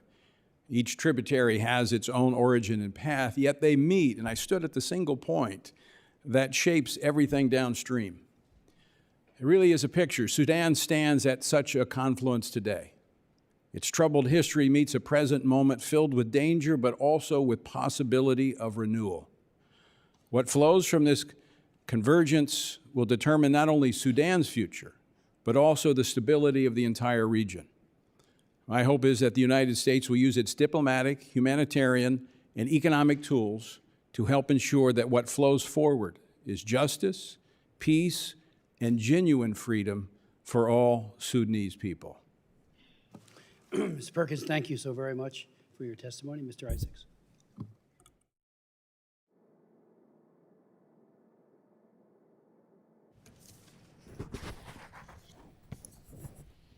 Chairman Smith, Ranking Member Jacobs, committee members, and fellow guests, thank you for the opportunity to share my experiences, my thoughts on the crisis in Sudan.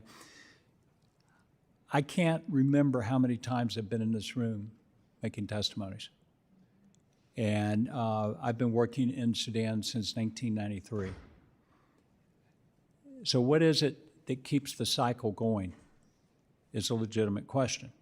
Why do we keep coming back in here and talking about Darfur? Who remembers Save Darfur? It's gone. There was a civil war in the South, and now we have another war between the RSF and SAF. What is that string of commonality? In my opinion, it is Islamic extremism. It's the same Islamic extremism that we see in other groups. That would be Hamas, Hezbollah. It is in that part of the world. And we talk about, when I look at Sudan today, I see a new epicenter forming of regional conflict. And the countries that are involved today, the United States, the United Arab Emirates, Egypt, Saudi Arabia, Qatar, Turkey, Iran, Russia, China, Chad, South Sudan, Ethiopia, Eritrea, Kenya, and Libya. And there's probably more that I don't know about. This involvement is noted not to assign any blame, but to demonstrate that the scale of geopolitical investment in Sudan's outcome is staggering. Regional actors are coalescing, each with a vested interest.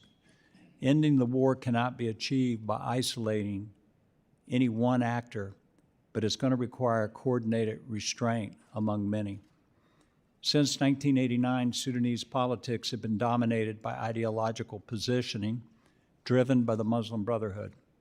The National Congress Party, led by Omar al-Bashir, who I've met on several occasions, took control of the government, and the Brotherhood-linked National Congress Party grew from being a political party into the ideological spine of a militarized Islamist state with a violent footprint across the country.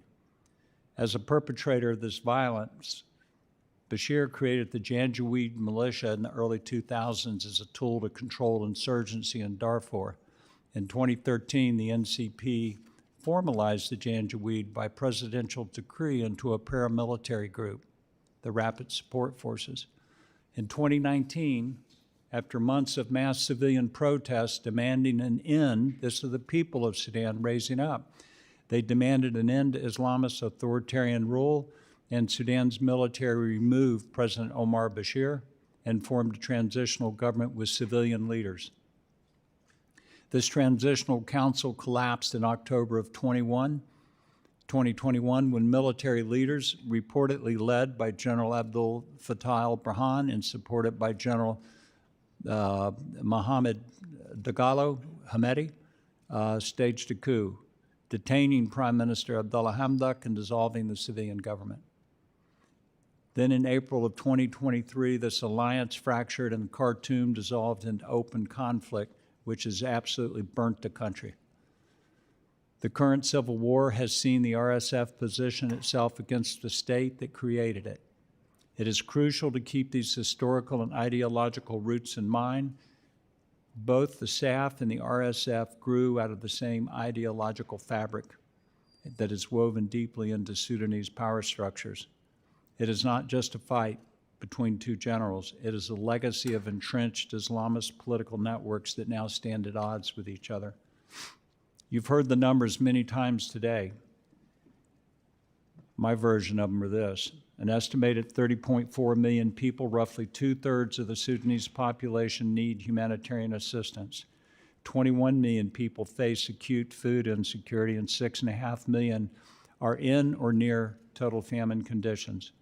Famine has been declared in different locations across Sudan 3 separate times over the past 2 years, with the latest declaration occurring in November, this time in El Fasher, in Darfur, and Kadugli in South Kordofan, with 20 additional locations considered at risk of famine. All of this famine talk sounds it's technical, but what it translates into is seeing people dying on the ground because they don't have food.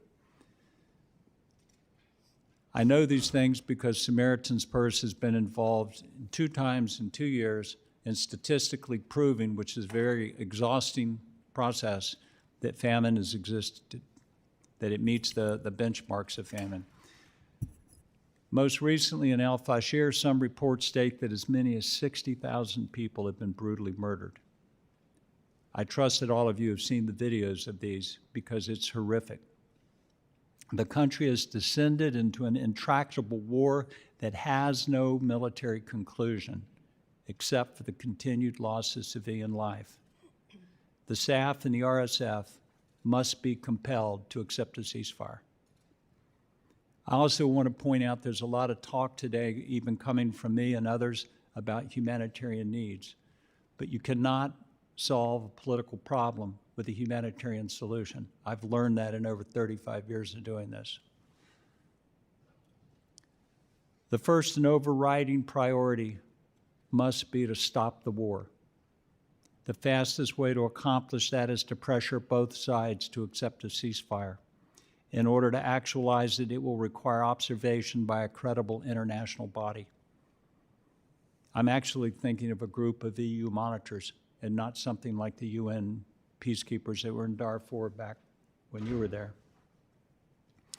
In order, this body needs the broad political support and the authorities necessary to monitor and to enact enforcement on both sides by the terms of the ceasefire agreement, utilizing political and economic leveraging. The second requirement is humanitarian access.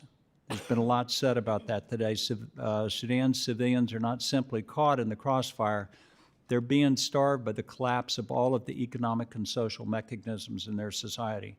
Aid corridors must be open and confidently provide safe passage into Darfur, Kordofan, Khartoum, Jazeera, all without taxation, diversion, or interference. Humanitarian access cannot be optional. It must be negotiated and guaranteed at the beginning of the ceasefire. Thirdly, a civilian transitional authority must be reconstituted. It cannot be symbolic, and it should be drawn from across Sudan. As Sudanese society is multi-ethnic, a wider civilian body is required for nationhood. Both primary forces in this war emerged from the same security architecture, and I think it's important to remember that. That system fused governance from ideological patronage and armed structures. The people of Sudan want this legacy corrected. That's what they voted for in 2019. Sudan will not move forward if its political identity and security apparatus remain defined by structures born of ideological brutality. Sudan requires a civilian constitutional structure that protects worship while ending the conflation of armed power with religious identity. The state should not use religion to dominate and exclude. A state in which Sudanese may freely worship is only possible if the political authority is accountable to civilians but not to the military command and theological claims.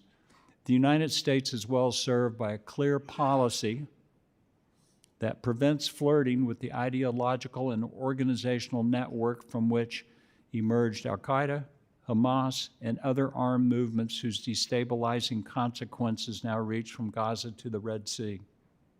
President Trump and Secretary of State Rubio are to be applauded for recognizing the dangers of the Muslim Brotherhood and moving to declare them as a foreign terrorist organization.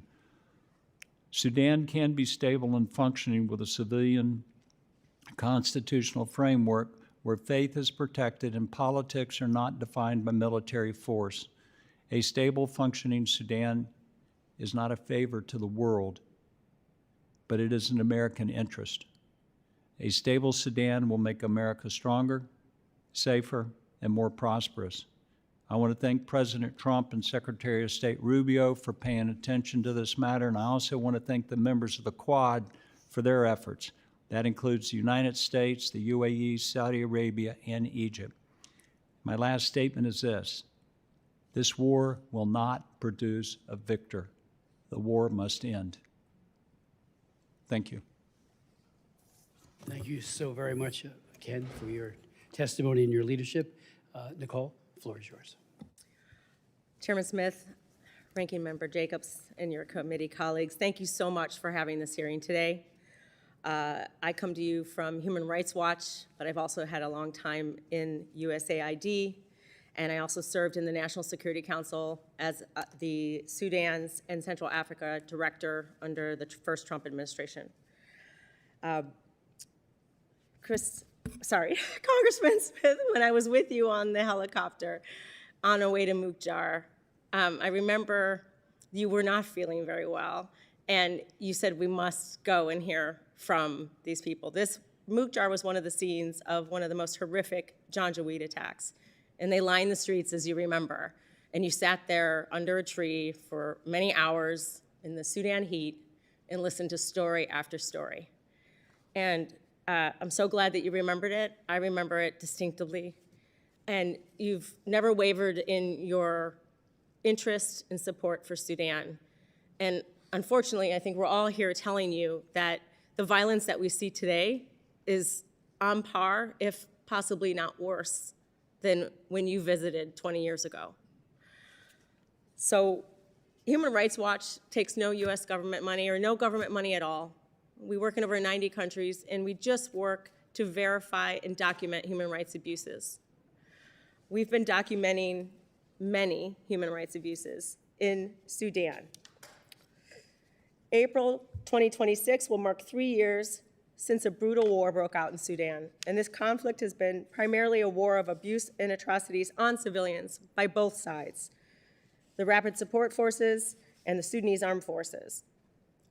Multiple Human Rights Watch investigations illustrate Sudan's nationwide human rights crisis. This October in Darfur, the RSF carried out mass atrocities, as we've all talked about today, after an 18-month-long siege in the city, which was once a vibrant place that hosted many survivors of the previous campaigns of attacks over the last 20 years by the Janjaweed and then the RSF.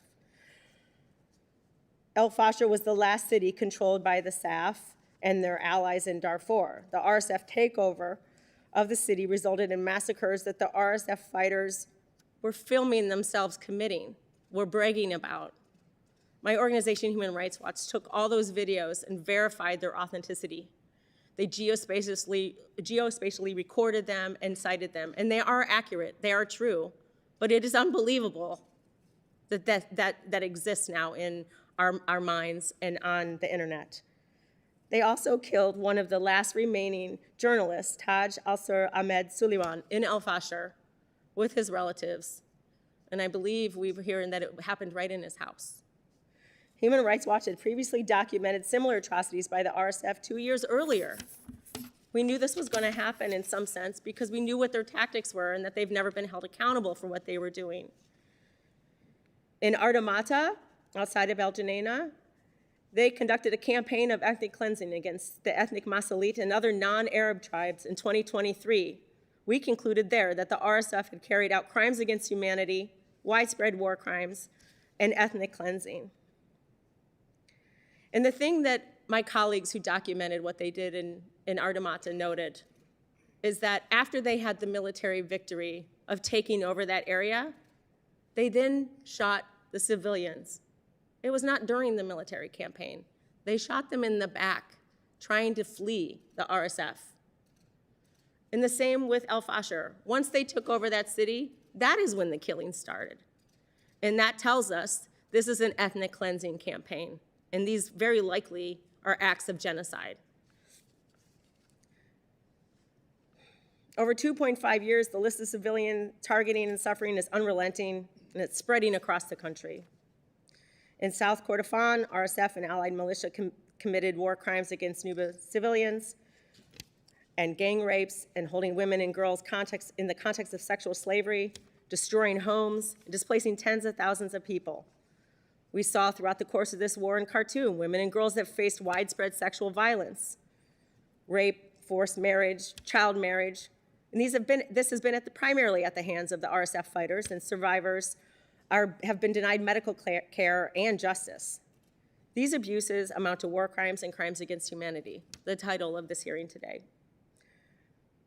The Sudanese armed forces have also committed war crimes, most notably indiscriminate airstrikes that have killed civilians and injured scores of others and destroyed homes and hospitals. I think it just bears repeating that both of these parties are targeting civilians in this war. The army itself has transformed areas that are now back under its control into massive detention sites and subjecting civilians to widespread detention and abuse, and often holding the civilians guilty for just having been living in the RSF areas that the SAF conquered. These forces all continue to benefit from widespread impunity. These forces who know that they can get away with it, they know so well they can get away with it that they're filming themselves with no fear. Right now, civilians in Kordofan region are being attacked and are at imminent risk of mass atrocities to the level and the volume that we saw in El Fasher just 2 months ago. The international community has failed to listen to the warnings and heed the lessons from the first Darfur genocide in 2005, all the way through to the Janjaweed morphing into the RSF and committing violence act after act in Darfur, through to the coup in 2021. We're here to warn you today. We cannot let this level of suffering become normalized. International response to the crisis has been pathetic. Cycles of limited, energized, uncoordinated activities by US government over 2 administrations have produced failed, isolated efforts. The African Union has been both sidelined from diplomatic efforts like the Jeddah process and the current Quad process, which includes US, Egypt, Saudi Arabia, and UAE. And then they've also sat and admired the problem in Addis with meeting after meeting at the Peace and Security Commission. The African Union does have a role to protect civilians and deal with this crisis as well as other multilateral institutions. Nothing has been done notable to date. There's been little communication from our current administration to the human rights community on what is the strategy on Sudan. From the outside, it appears that the US and the Quad do not have a completely clear strategy for stopping the attacks on civilians and stopping the human rights violations on the civilian population. Yes, the UN humanitarian chief, Tom Fletcher, recently visited Sudan and has demanded, like Ken and others, unfettered access for humanitarian response. But again, these have all been acts and words. Acts with words and no action, excuse me. The United States government is a major actor in the situation and can do much more than it has. The US Congress has played a monumental role, often led by yourself, Chairman Smith, in the past, exposing atrocity crimes, elevating the Sudanese civilian voice and survivors' needs, appropriating life-saving assistance, guiding and overseeing the US foreign policy in the country for Republican and Democratic administrations alike. This country, our country, has played the most pivotal role in supporting the Sudanese civilians.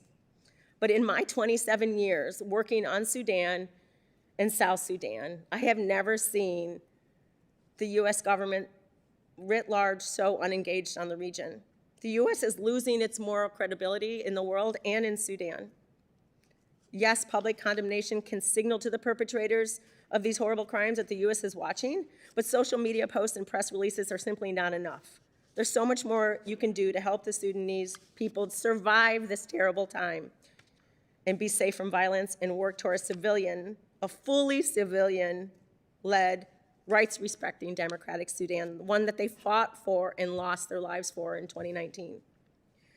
So we have 10 points, and I encourage, with any of these points and any of these recommendations you've heard today, that you pick up either the draft Sudan Peace Act that has been introduced by Ranking Member Jacobs, or you draft new legislation. But pass some legislation that puts some hard recommendations and helps guide the administration and President Trump on his newfound interest in Sudan to bring peace.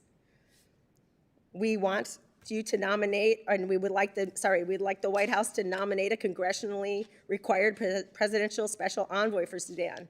It should be a presidential envoy, so it answers both to the White House and it works with you. Secondly, we support the deployment of a multilateral or a multinational or regional force to protect civilians now. It can start small, deploying where civilians are in need of most urgent protection, like in Kordofan right now, today. But it needs to start as soon as possible. History has shown that a small contingent of well-trained, well-equipped troops can do a lot of good in a very short period of time where civilians are under immediate risk. Congress should communicate to the administration and Ambassador Waltz in the UN that you support this.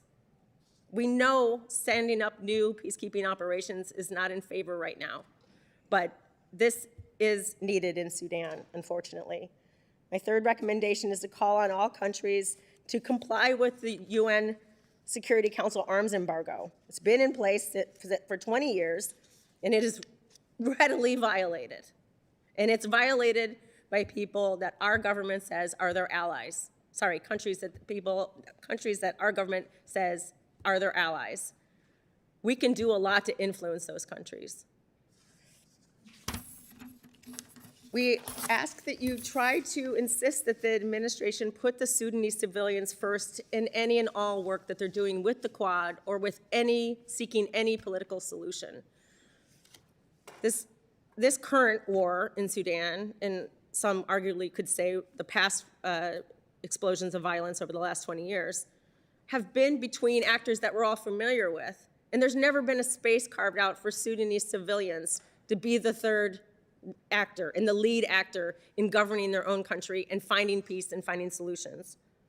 So we really encourage that with the hope that President Trump can do something on this crisis, that this includes the Sudanese civilians. Our fifth recommendation is to authorize and appropriate robust U.S. funding. We know that USAID has been closed and the U.S. government was the largest donor for the longest bit of time in Sudan. And that probably was unbalanced and not necessarily a global burden sharing approach. But right now, particularly the emergency response rooms that you've heard mentioned already, they need our support. We need more aid. It is not enough. We have gutted our tools for atrocity prevention, early warning, documentation by dropping democracy, rights, and labor down to a shell of itself. We've cut the staff and the funding by nearly 80%. We've gotten rid of the Global Criminal Justice Office in the State Department that would help the State Department and the White House verify and legally define these crimes that we're witnessing. And that's up to you, Congress, to either reappropriate these funds and make sure that all the tools to respond to these atrocities still exist in our government, or build them anew. But the point is, this crisis needs that. Impose targeted sanctions.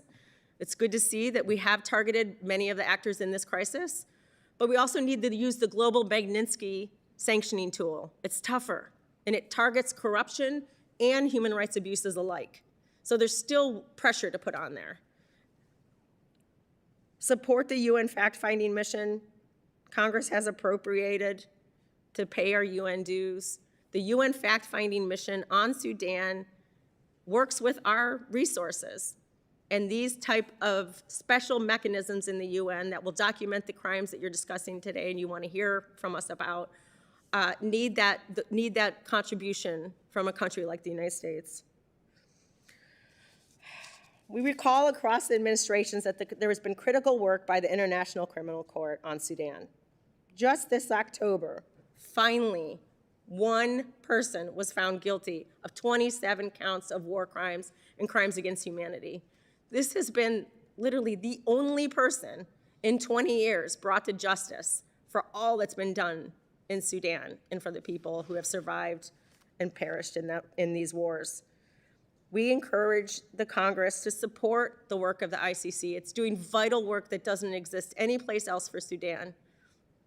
It continues to work on Ukraine and other crises in the world. And so we ask that you indicate to the administration that you do support the work of the ICC.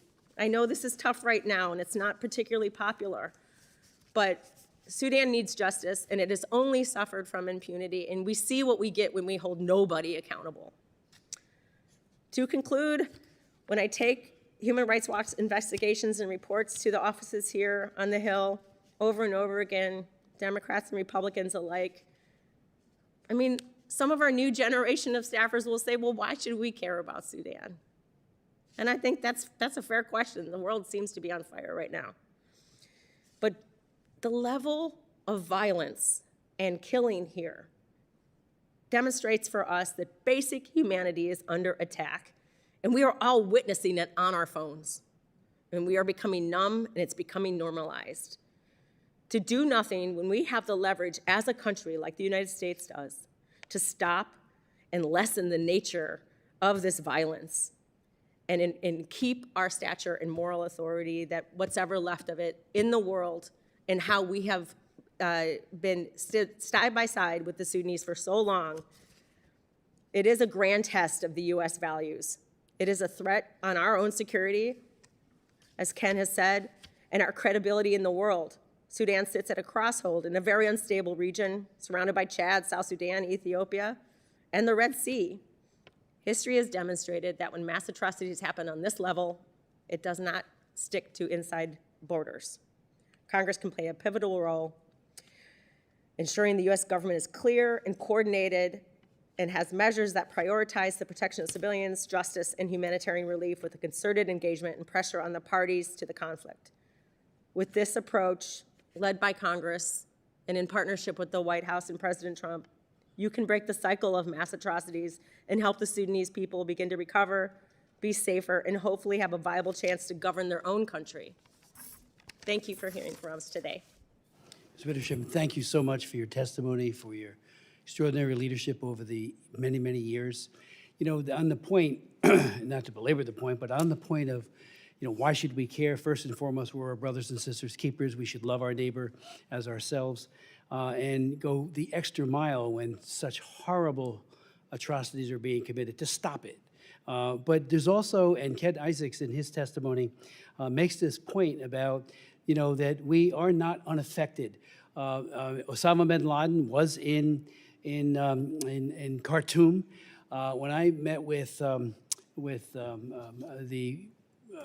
president of Bashir, he made fun and mocked that the United States were offered to the Clinton administration that we take Osama bin Laden.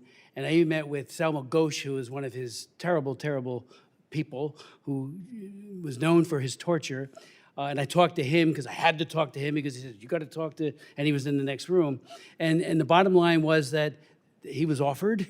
We said no under Clinton, and he went to Afghanistan, he being Osama bin Laden. And I had 37 people in one of my larger towns, in Middletown, killed by 9/11, 750 New Jerseyans, and all the others, World Trade, of course, and right here at the Pentagon, right nearby, and in Pennsylvania.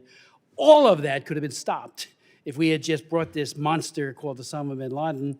But again, and you also pointed out, Ken, in your statement, which I thought was interesting, that our embassies in Dar es Salaam and Nairobi were bombed, and that was hatched in Khartoum. I held the hearings with Admiral Crow, sitting right where you are, on embassy security, and wrote the law, the Embassy Security Act, because our embassies were so at risk and did not have the kind of protection, including the visuals, to ensure that setbacks and all the other thing. But again, where did it come from? Americans died, and of course, people in those two countries from the car bombs that were set off there, all hatched in Khartoum. So let's not, Americans should say, oh, why are we caring about? We care because we should care, but we also care because it doesn't stop there. It extends out, and you gave, Ken, and so did you, Nicole, some really good reasons for that. Let me just, on the CPC to Mr. Perkins, I do think that ought to be done right away, so we'll make an all-out effort following your lead to the president to do that right away.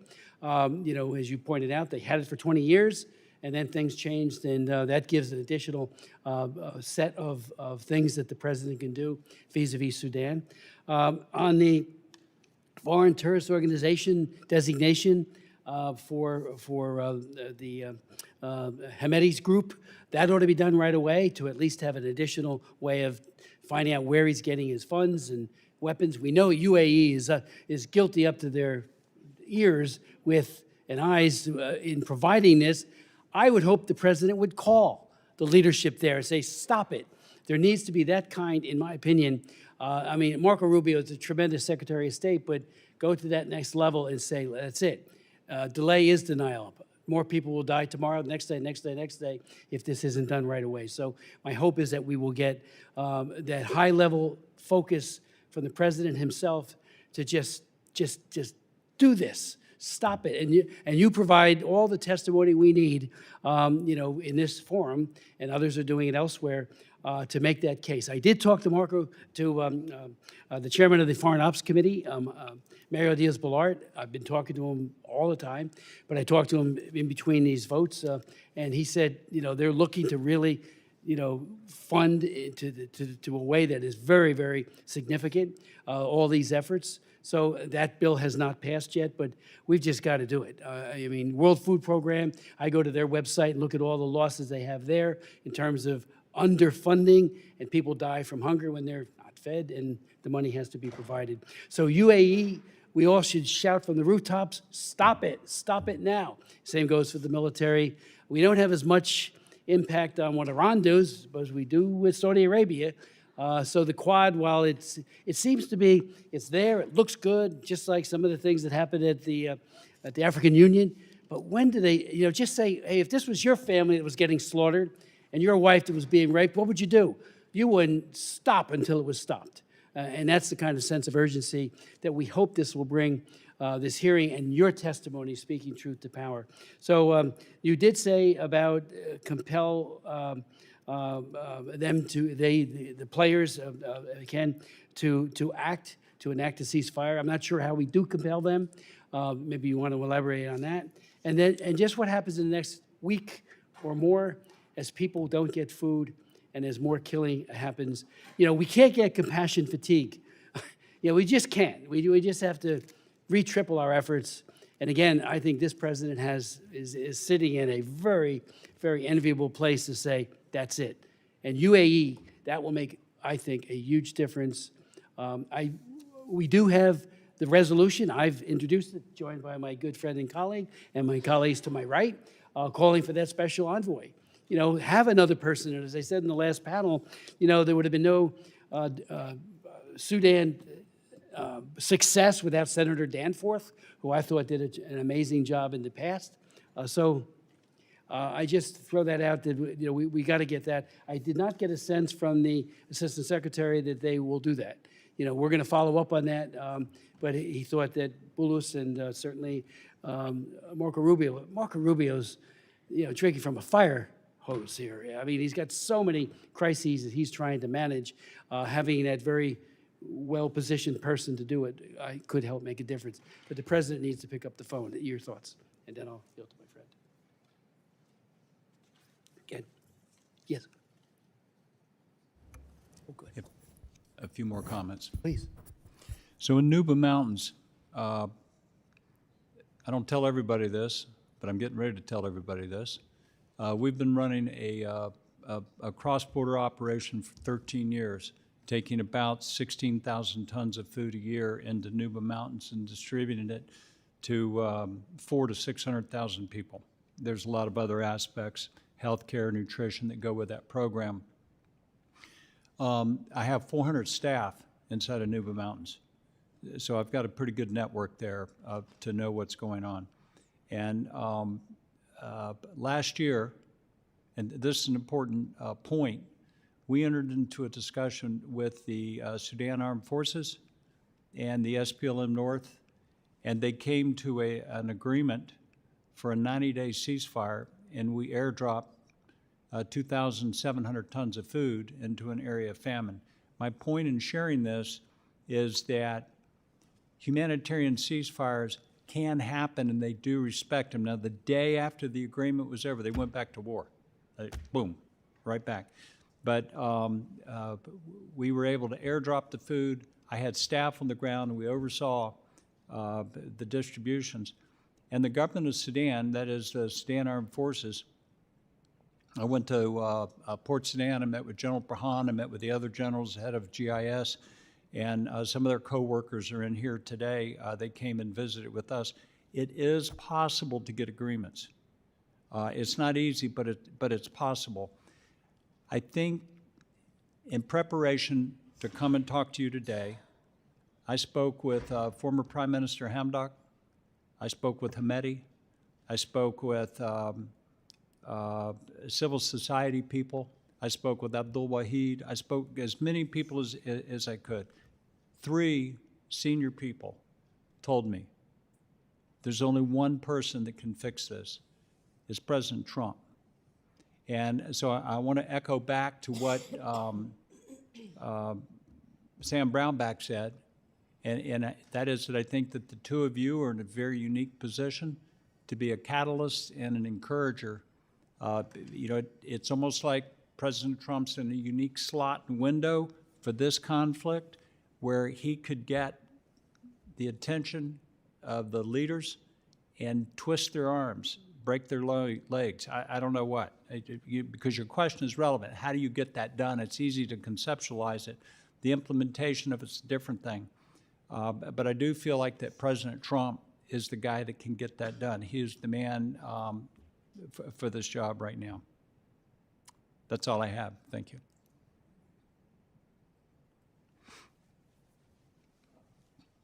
I just want to say I've read your 10 points very carefully. I thank you for them. And the first one was the special envoy, but the others as well, TSP, the other, all things that need to be very, very seriously embraced. So I do thank you for that. And I was very sick that day. You noticed. I had gotten my yellow fever shot too late, and I had a fever. But thank you. You were there, and it was very, very meaningful. And what it just opened up my eyes like nothing else. Well, thank you, Mr. Chairman. Ms. Widdersheim, I want to start with you. Would you agree that the UAE is in violation of the UN arms embargo by providing weapons to the RSF? So it seems like it's the worst kept diplomatic secret. When we talk to governments, including our own, under the Biden administration and throughout the Western democracies, diplomats tell us all the time, we know what they're doing. My organization continues to try to look into this from an arms perspective in what is being found in Sudan and in amongst the RSF areas, but access is completely cut off. It's cut off for food, it's cut off for humanitarian assistance. But it seems like everybody who could stop the UAE, including the UN, who has noted their involvement in their panel of experts reporting, knows their involvement. So it's like this strange circle of not fully addressing the matter. And when you are watching mass atrocities and genocides unfold, the number one thing that you and it's been part of my work to study this and look at this. The number one thing you must do is you must cut off the resources for the people who are committing the mass atrocities. And that is money, that is arms, and it is people. So we were very encouraged to see the sanctions that were announced yesterday by the Trump administration, or maybe it was the day before, on the Colombian companies that are sending mercenaries. This is a start. It's a good start. But you have to cut off all the resources in order to stop the killing. It actually is that simple. It's simple to say and simple to see the through line. It's not simple to do, apparently. Thank you. And what do you think it would take for the UAE to stop arming the RSF, or at the very least use its significant leverage to get the RSF to stop their atrocities? I mean, the UAE needs to hear from its allies. The United States is in a defense pact with UAE. If Sudan matters to us, we need to use our relationship with that country to get it to stop. And so, I do agree this is a moment in time and an opportunity for this president and this White House to actually exert the full amount of its pressure and use that relationship. These relationships and these alliedships around the world only matter when your allies are doing something you don't like. You have to use those relationships. Thank you. And so I guess just to be a little bit more specific, do you think it's appropriate for the U.S. to be selling weapons to the UAE right now while they continue to support the RSF? My organization hasn't gotten to a definitive decision on that. There is speculation that while U.S. weapons have not been found in Darfur, that weapon sales to UAE is allowing them to displace their old stocks and send those weapons to Darfur. So I think we have to look very carefully at this in order to make sure that no U.S. weapons wind up hurting people in Sudan. Thank you. And now I'd like to turn to the ICC. Earlier this year, Eric Iverson, a decorated U.S. Army veteran who is currently the lead prosecutor in the court's Darfur cases, filed a lawsuit against the Trump administration, arguing that the administration's sanctions against ICC prosecutor Karim Khan prevented him from investigating and prosecuting mass atrocities in Darfur. In response, the Treasury Department granted him a license for his work with the ICC, and Mr. Iverson withdrew his suit. But as you know, this license is specific to him and doesn't cover other U.S. citizens who work for the ICC prosecutor's office or contractors. We've seen reports that sanctions on Khan have substantially impeded ICC investigations. This is despite successive U.S. presidential administrations since the George W. Bush administration, including the Trump administration, expressing support for accountability for atrocity crimes in Darfur. Why are the ICC investigations into atrocity crimes in Darfur important? And could you tell us sort of your assessment of if alternatives exist to the ICC? Sure. So an organization like mine that legally defines and documents these crimes really relies on institutions like the International Criminal Court to bring justice to the victims. The ICC currently has 11 active cases on Sudan. Its mandate was established in 2005, and it extends to now. There is no other entity. Their courts are not functioning inside Sudan. The African Union doesn't offer a viable alternative to the ICC for the crimes being committed in Sudan. There is no other entity that is going to have the chance to bring any justice to the grave and mass crimes in Sudan.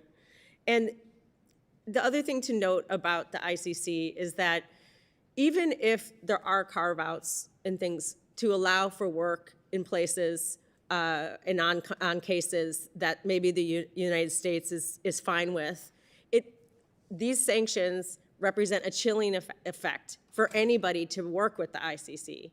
Banks, service providers, logistics providers, all these things that you just need to have an entity function. It really does chill its work on Ukraine, on Russia, on Sudan, on Central African Republic, and on Gaza. It's true. So while there's no other entity around, I think the most important thing is that we see 20 years of impunity lead to more mass atrocities. It's that simple. And do you believe that the specific license for Mr. Iverson fixes the chilling problem and other impediments that these sanctions have on the Darfur investigation? I'd like to take that question back to our international justice team because I don't know the ins and outs of what that license covers. I'm sorry to say. No, that's fine. Thank you so much. Thank you, Mr. Chairman. Thank you, and the young lady yields back. And so now I have the opportunity to recognize myself for 5 minutes for questions. So I'm going to start off with you, Mr. Isaacs, and you know, you've worked in over 150 countries to respond to war. You've responded to famine. You've been in some very complex crises. So you're overseeing U.S. humanitarian relief in Darfur, a critical region in Sudan that has currently used and underscored as rife for famine and heavily impacted by the civil war, as you've been talking about. So how would you characterize the conflict's direct effect on Sudan's food security?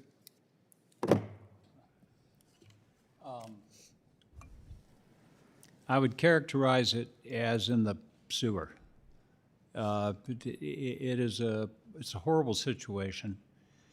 We're talking about Kordofan. So Kordofan is a state sort of in the southern central part. And we've worked there, I've been 25 or 28 years there. Over the last year, almost 3 million people have come into that area. Why have they come into that area? It's a legitimate question. They've come there because they're voting with their feet. They feel security. They're not coming there because there's food. That's an issue. And the number one driver in famine is man-made problems. It's not nature. It's not climate change. It's not crop failure. It's man-made problems. And as has been said here today several times, this famine is a man-made issue. People are running from their land. They can't farm.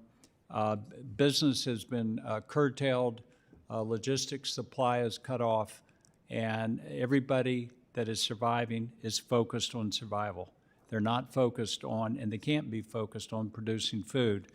There has been and there are deliberate interruptions in humanitarian supplies.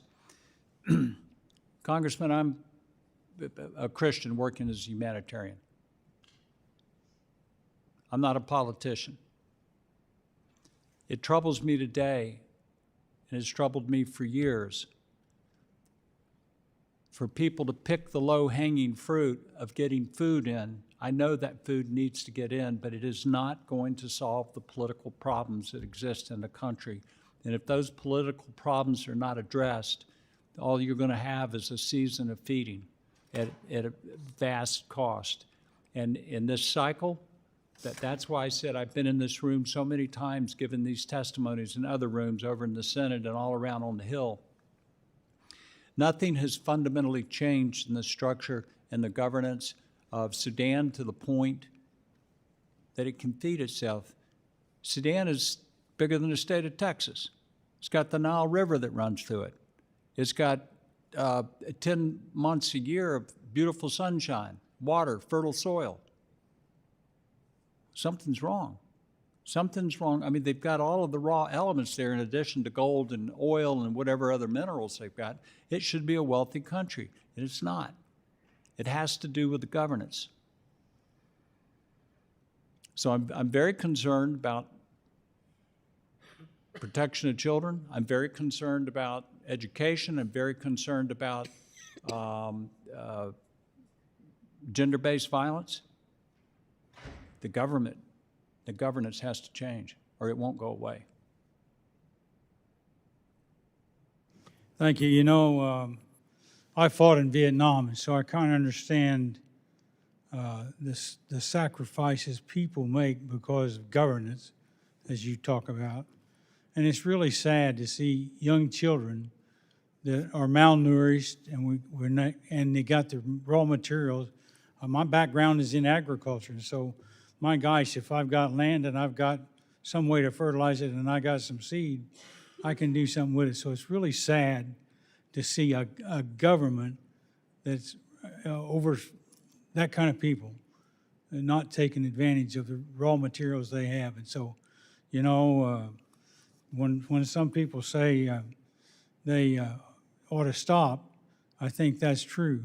But somebody needs to kick their can. But anyway, I can empathize with your comments. So I got about 12 seconds, and so I really appreciate your comments. And so with that, I guess we will go to Washington with Ms. Jayapal. She's not back here. yet, so I'll Okay. take ranking member's prerogative and ask a few more questions, if that's all right. Okay, so in my opening remarks, I talked about Sudan's community-led emergency response rooms, or ERRs, and how they've been essential to the survival of the Sudanese people, providing basic meals for civilians throughout the country through community-run kitchens that were previously supported in part by USAID funding. The Trump administration's aid cuts forced nearly 80% of ERR activities to stop and affected the operations of over 1,460 community kitchens. Now, the United States no longer provides any direct funding to the ERRs. Ms. Widdersheim, can you explain to the committees why the ERRs are so critical to providing life-saving aid to the Sudanese communities and why they are more efficient and effective at delivering aid? Thanks. Thank you for the question. And I would note that we have some members of the ERRs and their representatives here to hear this hearing today. And Thank you all for everything that you do. and some of them also have lost relatives in this recent round of fighting in El Fasher. The ERRs, well, let me just start a little bit in putting my former USAID hat on. When I worked in Sudan and other places with USAID, it was always clear, and I think that USAID tried over the years to do this, is to really focus resources towards localization. And the ERRs represented the epitome and almost a perfect example of that type of localization, where if you got them not a ton of money, they were so much more efficient. And they lived there. They lived in these villages, and they served these emergency response rooms and soup kitchens right there in the community that they were from. And they knew the people, and they knew how to cross lines. They were actually peacemakers in trying to get their humanitarian assistance and keep their kitchen serving people right there among the belligerents and the parties to this conflict. And so it was a cheaper way to get food in. It was a way to access places where international and UN entities could not get to or had fled from. And it was truly keeping people alive. So, you know, the fact that that has gone away, particularly from the US government, is just really crushing and heartbreaking. Because as USAID was folded and dissolved, one of the things that I heard over and over again was that it wasn't efficient, or it was too expensive. And yet we have this mechanism that already was homegrown and would be there after, hopefully after, it was there before, during the Democratic Revolution on the streets of Khartoum. That's where it was founded from. And it has continued to operate, and it's already there and established. And we need to get some more resources than currently are going now back to them. The other thing that they do is that even if they're getting a trickle of food aid from the United States or from the World Food Program, they're also doing so much more than just food aid. And when you have a crisis of this magnitude, people have lost everything. They've lost their farming tools. Women don't have access to hygiene products, to basic neonatal care, all of these things that an emergency brings in addition to food and famine. So I would just highly recommend that this body, Congress and writ large, that has the power of the purse in our government, really try to work to get funding reestablished to the emergency response rooms. Thank you. I couldn't agree more. Mr. Isaacs, a question for you. Prior to Samaritan's Purse, you worked at USAID, where you were in charge of the Office of Foreign Disaster Assistance. You recently published a book titled Running to the Fire, Helping in Jesus' Name, that details all of your humanitarian work in disaster contexts. In Sudan, the United States has been the top donor for years, but the foreign aid cuts by this administration have left many Sudanese communities abandoned. For example, Hanan, an internally displaced person, now no longer can afford her medication or food. She tried to compensate for lost food by relying on meals from a nearby community kitchen, but then the U.S. funding cuts forced that kitchen to close. And as of this month, Sudan's 2025 humanitarian appeal of $4.16 billion is only 35% funded. What impacts have you seen on the U.S. foreign aid cuts and USAID's dismantlement, and have you seen it get easier or harder to deliver as much food and other assistance in Sudan as before? Well, since you mentioned my book, if you wanted to go to Amazon and do a review, it'd be greatly appreciated. Tell me your question again. I want to hear it one more time. Sure. What impacts have you seen from the U.S. foreign aid cuts and USAID's dismantlement? And have you seen it get easier or harder to deliver as much food and other assistance into Sudan as before? I don't think that the restriction of the money has improved nor hardened the access issues. The access issues are stimulated from political and military problems. But there's no, I mean, if you've got less money, you can do less things. That's, pretty straightforward mathematics. But I will say this, on the, and it's been an encouraging sign for us, on the Nuba Mountains, the State Department is continuing to engage with us in the cross-border feeding operation, and we're very encouraged by that. There is some reorganization going on and what all the new shops are going to be set up and how that structure is going to work. And I think there's also a growing awareness that the things that existed for a reason, and then many of them need to be brought back. So we're talking about the ERR rooms, and we have an operation in Port Sudan. We're active in Khartoum, or what's left of Khartoum, and we coordinate very closely. Samaritan's Purse is doing that, and we're coordinating very closely with those community organizations, and they do prove to be effective. Other than that, I can't speak to all of the issues, and besides the fact that if you have money, you can buy more resources. But I do, Congresswoman, just want to emphasize how important I believe it is to recognize that you can't solve a political problem with a humanitarian response. Yeah. Well, thank you for that. And I just want to emphasize, I think we need to be funding the ERRs and the humanitarian response much more. I also think we need a real diplomatic approach that holds the regional actors accountable for their role in perpetuating this conflict. And in the meantime, we need to do everything we can to relieve the suffering. So with that, Mr. Chairman, I will yield back.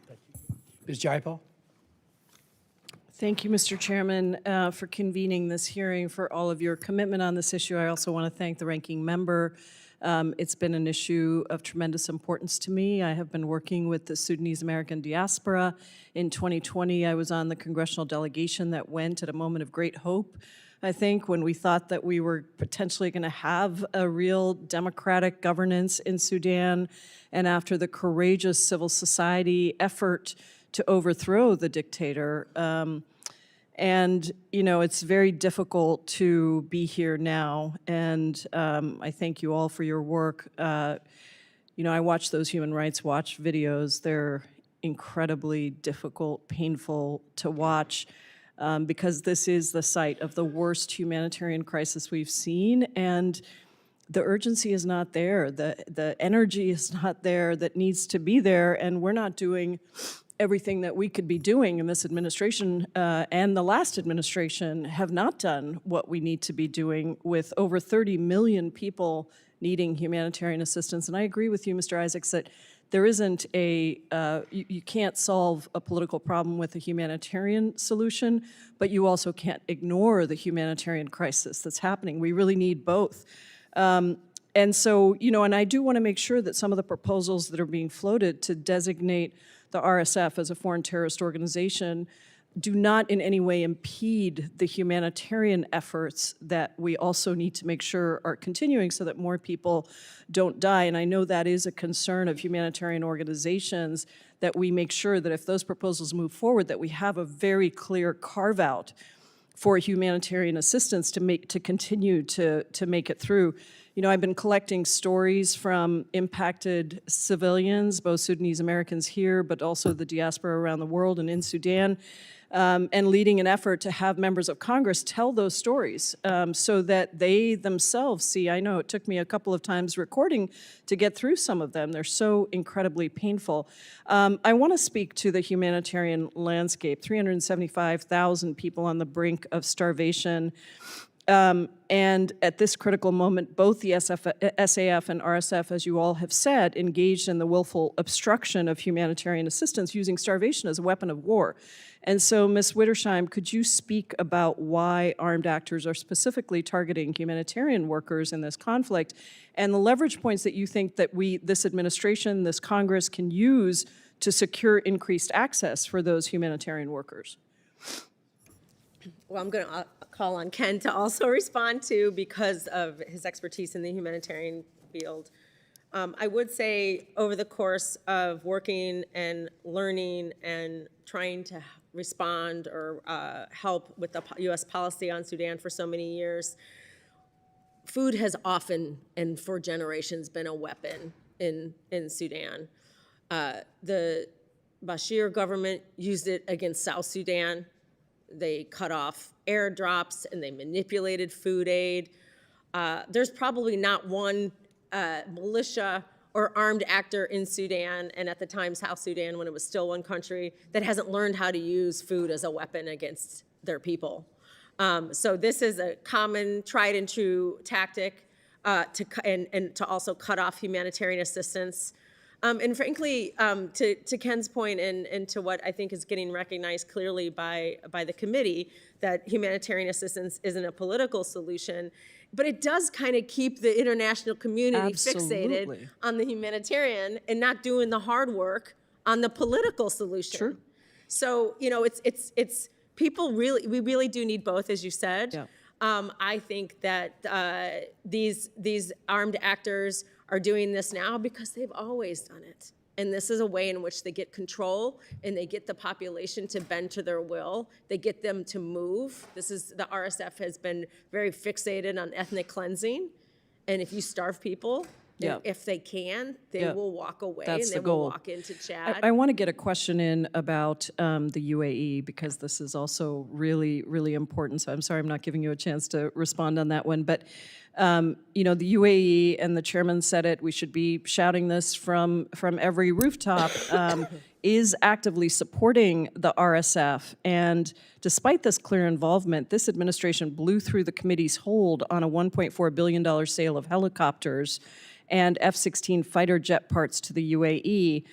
And we're continuing to announce new arms sales to the UAE. So what signal does it send to the UAE when the United States continues to provide them with military equipment, despite the well-documented record of providing weapons to the RSF? And is it possible that American weapons sold to the UAE could end up being used by the RSF in Sudan? So, not an expert on arms, but I would say it is highly possible that the fluidity of arms flows into Sudan can come from anywhere. And already, Canada is seeing Canadian sales ending up in Sudan, according to media reports. So I would just want to say that the committee is right to put these holds and to use all the tools that you have. I think we have to get the tools that are already in place, like the Leahy laws, to scrutinize our sales to all of the actors involved in Sudan in supporting these actors to commit atrocities against their people and the civilians there. And I fear it might be a matter of time. I mean, I just don't know. But we would not want to see American weapons sold to them and wind up in the hands of these actors as they're committing crimes against humanity. So we have some tools in place, your ability to put those holds, to scrutinize those sales, and also to ensure that our government follows the Leahy laws that are on the books. So I just, continue to plead with all members to use the tools at your disposal. Thank you, and I hope we can do that, Mr. Chairman. Yeah, back. Thank you so very much, Ms. J. Powell. Let me just ask Mr. Perkins, if you would, your fourth recommendation was to partner with Sudan's churches. And we know that we're seeing in a lot of places where jihadism is rampant, where non-radical Muslims are targeted for killing. We see that in Nigeria. But the Christians are targeted simply because they are Christians. How well are the churches positioned from a safety point of view? And maybe Mr. Isaac, well, any of you might want to speak to that. If they get humanitarian aid, those churches will provide it to everybody and anybody, believing that's right out of the gospel. And I'm just wondering what your thoughts are on that, because that's a noble deed to do. But when humanitarian workers, even those coming in on convoys, are being hurt, killed. Yes, Mr. Chairman, thank you. There's a vibrant church community there, and people naturally look often to the church community for help. Right. Obviously, they don't have a lot of resources, but they need to be a part, and I want to just add to what's been discussed here. There is a humanitarian crisis that must be addressed, but we've been here before, and we keep coming back, and we'll keep coming back until we address the underlying issues. And that's where, in part, the faith community comes in, but also the educational system. When I was there in 2020, I met with the educational minister. We looked at the educational curriculum, which creates the division. We talk about the Islamic jihadism. That was filled in the educational material, dividing the country even more, creating the religious divide and hostility. We were hopeful, and in fact, the educational ministry was making steps to change the educational material. This may come as a surprise, but the UAE was the source of that material, because the UAE is probably one of the best actors that we can work with in that region. They're very reasonable on many things. Their educational material, much better than what we've seen coming out of Saudi Arabia historically. So we've got to look at this holistically. Yes, let's fight the fire. Let's put the fire out. But let's make sure as we rebuild, we're rebuilding on a solid foundation. That includes the civil society and education, but that must include the religious community being a part of developing a way forward. I do think they can be a part of the current situation, but they have to be a part of the civil-led government going forward. Okay. Before we close, anyone else want to make any final comments? Nicole, your point about food as a weapon. I remember when Mengistu in Ethiopia was using food as a weapon, and many of us raised our voices from the highest. I went to the UN, met with their ambassador, and he pretty much told me, go jump in the lake. And they used it effectively. I mean it was just, it was horrible. And now we're seeing a repeat of that as well. But anything else before we close? I would just, to that point of the food being used as a weapon, it's because of the underlying instability that remains in that country. Yeah. And until we deal with the underlying instability, food will always be used as a weapon because it'll be in short supply. Well, thank you so very, very much for your testimony and for your patience with the intervening votes. I do apologize for that, but I thank you. We will take what you have conveyed to the committee, and both Ms. Jacobs and I will work very hard to try to do more with the executive branch and to do what we can do in terms of resourcing as well on our side. So thank you. I just want to, again, thank the witnesses. The members of the subcommittee have some additional questions for the witnesses, and we will ask you to respond to these in writing. Pursuant to the committee rules, all members may have 5 days to submit statements, questions, and extraneous materials for the record, subject to the length limitation. Without objection, the committee stands adjourned. Thank you.